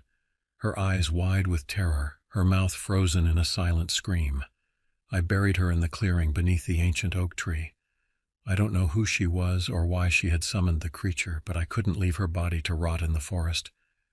I returned to the cabin, shaken and exhausted. I knew I couldn't stay there any longer. I left the next morning, leaving the cabin in the forest behind. I moved back to the city, trying to put the horrors of the Pine Barrens out of my mind, but the memories lingered, haunting my dreams, reminding me of the darkness that lurks just beyond the edge of the forest. Years passed, and I tried to forget. But one day I received a package in the mail, a small leather-bound journal. Inside was a single entry, written in a familiar hand. It was from Samuel Carter, dated the day before he disappeared. He wrote of a way to banish the creature, to seal it back in the abyss from which it came. But it required a sacrifice, a willing soul to take its place. I knew what I had to do. I returned to the cabin, to the clearing, to the ancient oak tree. I brought the journal, a candle, and a knife. As the sun set, I lit the candle and began the ritual. I felt the ground tremble, the air grow thick with dark energy. The creature emerged from the chasm, its tendrils reaching for me. I held the knife to my chest, ready to plunge it into my heart. But at the last moment I hesitated. The creature paused as if sensing my doubt. I dropped the knife and stepped back, unable to go through with it. The creature roared, its tendrils thrashing wildly. I braced myself for the end, but instead the ground split open once more, and the creature was pulled back into the abyss. The chasm closed, and the forest was silent. I don't know why it spared me, why it returned to the darkness without a sacrifice, but I knew I could never return to the Pine Barrens. I left the cabin for good, leaving the journal and the horrors of the forest behind. I moved to a small town on the coast, far from the woods. I still hear the whispers sometimes, calling my name, reminding me of the darkness that lurks just beyond the edge of the forest. But I ignore them, focusing on the light and the life I have built for myself. I never spoke of what happened in the Pine Barrens, not to anyone, but I write this now as a warning to those who might venture into the woods, to those who might stumble upon the ancient oak tree and the dark secrets it holds. The forest is alive and it remembers, and sometimes it calls out, seeking those who dare to uncover its mysteries. Beware the Pine Barrens, for there are things in the woods that should never be disturbed, and if you hear a whisper in the night calling your name, do not follow. Turn away and leave the forest behind, for the darkness is patient and it waits for those who wander too far from the light.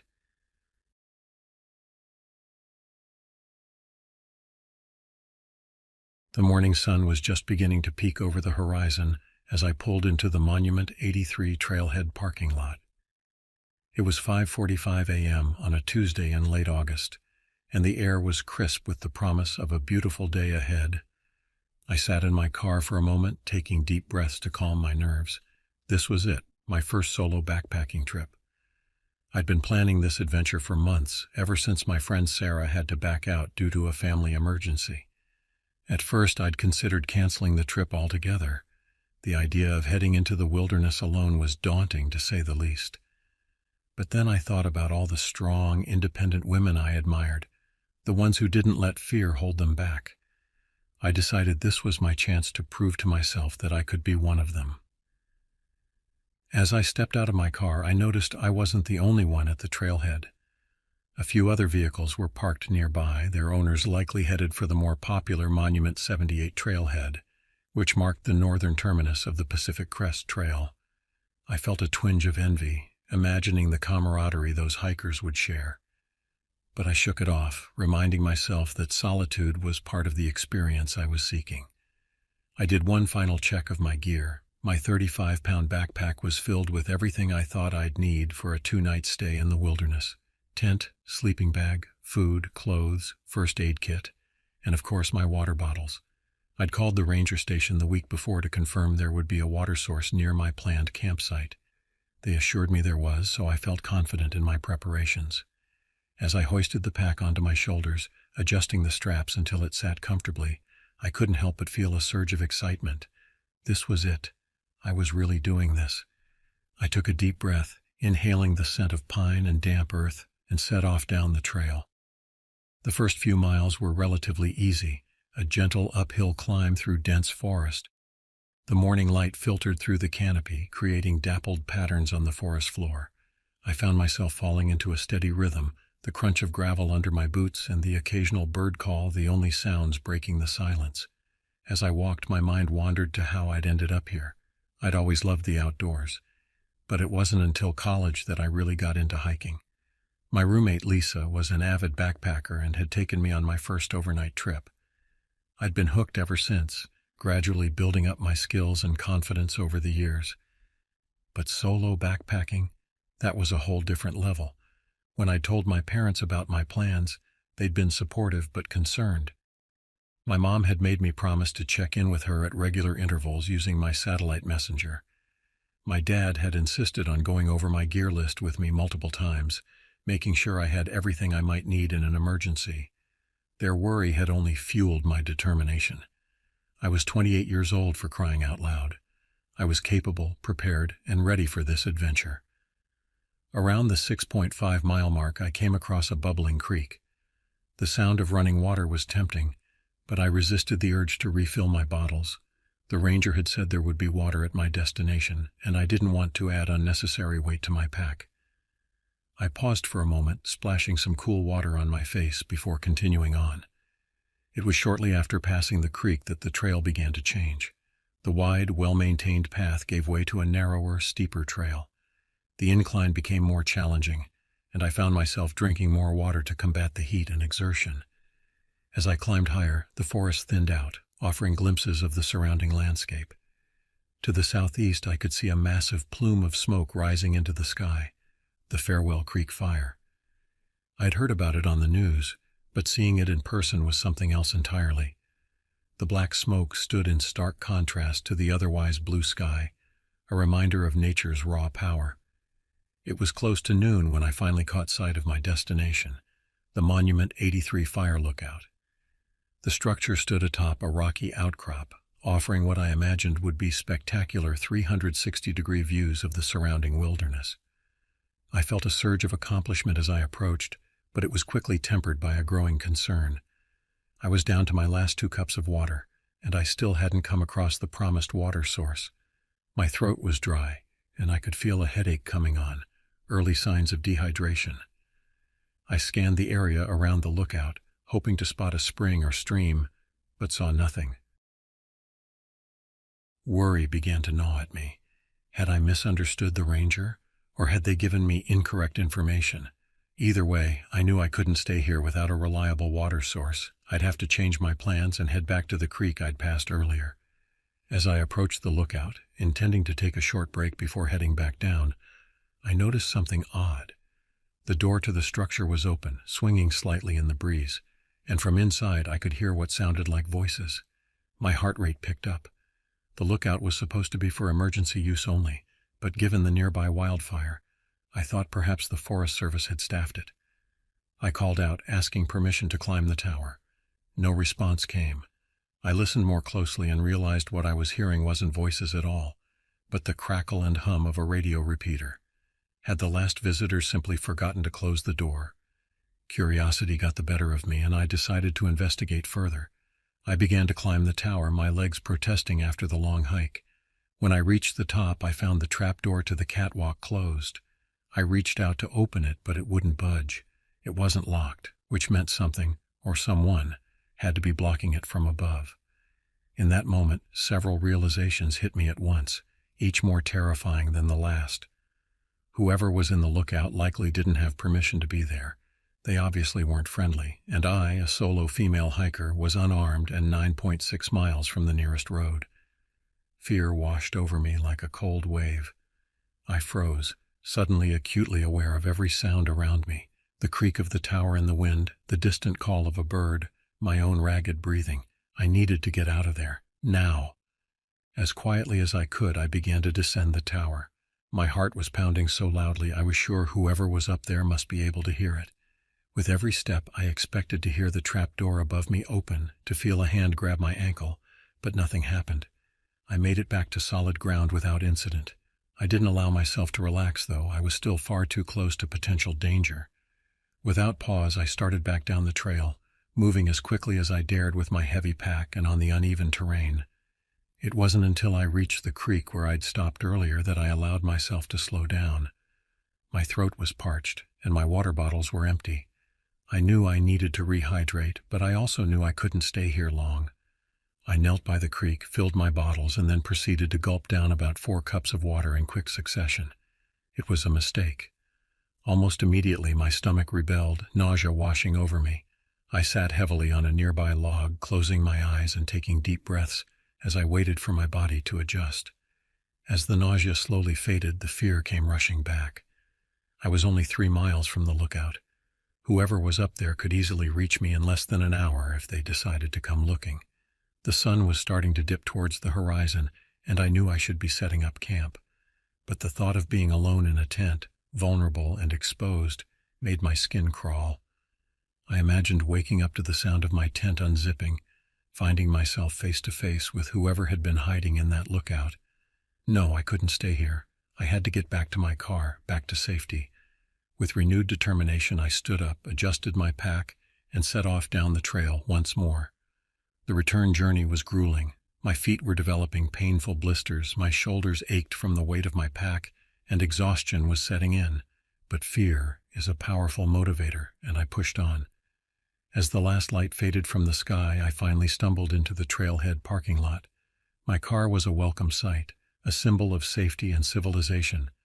I threw my pack in the back and collapsed into the driver's seat, locking the doors immediately. For a long moment I just sat there, letting the reality of what had happened wash over me. I'd hiked 19.2 miles in a single day, with a full backpack. I'd faced my fears and trusted my instincts. I'd made it out safely. I started the car and drove to a nearby campground where I spent the night nursing my silver dollar-sized blisters and reflecting on my experience. As I lay in my tent listening to the sounds of other campers nearby, I couldn't help but wonder about what or who had been in that lookout. Had I overreacted? Would I have been safe if I'd stayed? In the end, I decided it didn't matter. Everything about that situation had felt wrong, and I was glad I'd trusted my gut. Solo hiking came with risks, and one of the most important skills was knowing when to turn back. As I drifted off to sleep, I made a mental note to report what I'd experienced to the ranger station in the morning, and despite everything, I found myself already planning my next adventure, because while the wilderness could be dangerous, it was also beautiful and transformative, and I wasn't about to let one unsettling experience keep me from exploring it. The next morning I woke up feeling sore, but oddly invigorated. The events of the previous day felt almost dreamlike in the soft morning light filtering through my tent. But the ache in my muscles and the blisters on my feet were very real reminders of my ordeal. I made my way to the campground's communal bathroom, wincing with each step. As I caught sight of my reflection in the mirror, I barely recognized myself. My face was sunburned and streaked with dirt, my hair a tangled mess. But there was something different in my eyes, a hardness, a determination that hadn't been there before. After cleaning up as best I could, I headed to the ranger station. I felt a responsibility to report what I'd experienced at the Monument 83 lookout. As I waited for the ranger on duty, I rehearsed what I would say in my head, trying to make it sound as rational and believable as possible. The ranger, a middle-aged man named Tom with kind eyes and a salt and pepper beard, listened attentively as I recounted my story. He didn't interrupt, just nodded occasionally and jotted down notes. When I finished, he leaned back in his chair and let out a long breath. "Well, miss, that's quite an experience you had," he said. "First off, I want to commend you for trusting your instincts and getting yourself out of there. That was the right call." I felt a wave of relief wash over me. Part of me had been worried they wouldn't take me seriously. "Now, about that water source," Tom continued, frowning slightly. "There should have been a spring near the lookout. It's possible it's dried up with the recent drought conditions, but we'll definitely look into that. I apologize for the misinformation." He then asked me several detailed questions about what I'd seen and heard at the lookout. "We've had issues with squatters using some of our more remote facilities," he explained. "It's a constant battle, especially with the opioid crisis. We'll send a team up there to check it out." As I left the ranger station, I felt a mix of emotions. I was glad I'd reported the incident, but I couldn't shake a lingering sense of unease. What if whoever had been in that lookout was still out there? I spent the rest of the day resting at the campground, tending to my blisters and reflecting on my experience. As I sat at my campsite watching other hikers and campers go about their activities, I found myself analyzing their behavior, looking for any signs of suspicious activity. It was a new, hyper-vigilant side of myself I'd never experienced before. That evening, as I was heating up some freeze-dried pasta on my camp stove, a young couple from the neighboring campsite came over to chat. They'd noticed my backpacking gear and were curious about my trip. "Oh, we were thinking of hiking up to Monument 83 tomorrow," the woman Sarah said excitedly when I mentioned where I'd been. "How was it?" I hesitated, unsure how much to share. I didn't want to scare them unnecessarily, but I also felt a responsibility to warn them. "The views are beautiful," I said carefully, "but I had some unsettling experiences up there. Just be careful, okay? And make sure you have plenty of water. The spring that's supposed to be up there might be dry." They looked at me curiously, clearly wanting to ask more, but something in my expression must have discouraged them. They thanked me for the advice and went back to their campsite, whispering to each other as they walked away. As night fell, I found myself unable to sleep. Every sound outside my tent made me tense up. The crack of a twig, the rustle of leaves in the wind. Each noise was magnified in my hyper-alert state. I kept imagining someone unzipping my tent, just like in the scenario I'd feared up on the mountain. Around midnight, I gave up on sleep and stepped outside. The campground was quiet, most of the other campers having turned in for the night. I walked to a nearby clearing and looked up at the stars, their brilliance undiminished by city lights out here in the wilderness. As I stood there, breathing in the cool night air, I had a moment of clarity. Yes, my trip hadn't gone as planned. Yes, I'd had a frightening experience, but I'd also challenged myself, pushed my limits, and come out stronger on the other side. I'd hiked farther in one day than I ever had before. I'd made difficult decisions under pressure.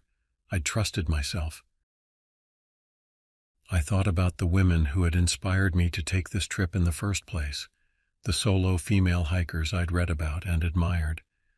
They must have faced fears and challenges too, but they hadn't let those experiences stop them from exploring, from pushing their boundaries. In that moment, under the vast starry sky, I made a decision. This experience wouldn't be the end of my solo adventures. Instead, it would be a valuable lesson, a stepping stone to becoming a more seasoned, more prepared outdoorswoman. The next morning, I packed up my gear with a renewed sense of purpose. My body was still sore, my feet still blistered, but my spirit felt stronger than ever. As I drove home, I was already making mental notes about what I'd do differently next time. More thorough research about water sources, a better first aid kit, maybe even some self-defense classes. When I arrived home, my phone was flooded with concerned messages from friends and family who had been tracking my trip through my satellite messenger. I spent the next few hours reassuring everyone that I was safe, giving an abbreviated version of events that wouldn't worry them too much. That night, as I lay in my own bed, I found myself missing the sounds of the forest, the fresh mountain air. Despite everything that had happened, the wilderness had left its mark on me. I knew I would be back out there soon, wiser and more prepared, ready for whatever adventures and challenges awaited me. In the weeks that followed, I threw myself into preparing for my next trip. I took a wilderness first aid course, invested in better gear, and spent hours poring over trail reports and topographic maps. I even started a blog to share my experiences and connect with other solo female hikers. About a month after my trip, I received a call from Ranger Tom. They had investigated the Monument 83 lookout and found evidence that someone had indeed been living there illegally. The squatter was long gone by the time they arrived, but they'd left behind a mess of trash and drug paraphernalia. "You did the right thing by leaving when you did," Tom assured me, "and by reporting it. Who knows how long they might have stayed up there if you hadn't." His words filled me with a complex mix of emotions, vindication, relief, and a renewed sense of the potential dangers that exist in the backcountry. But rather than scaring me away, this information only strengthened my resolve to be a responsible, well-prepared outdoor enthusiast. As I sit here now planning my next solo backpacking trip, I can't help but reflect on how much that experience changed me. It taught me the importance of trusting my instincts, of being prepared for the unexpected, and of respecting the power and unpredictability of nature and of other people. But most importantly, it taught me about my own strength and resilience. I faced a challenging, frightening situation and came out the other side not defeated, but empowered. Every time I lace up my hiking boots now, I carry that knowledge with me, along with my map, compass, and water bottles. The wilderness still calls to me, as strong as ever, and now I feel more ready than ever to answer that call, to step out into the unknown, to challenge myself and grow. Because that's what this is all about, isn't it? Not just conquering mountains, but conquering our own fears and limitations. So here's to the next adventure, to the unknown trails ahead, and to the strength we find within ourselves when we dare to venture into the wild.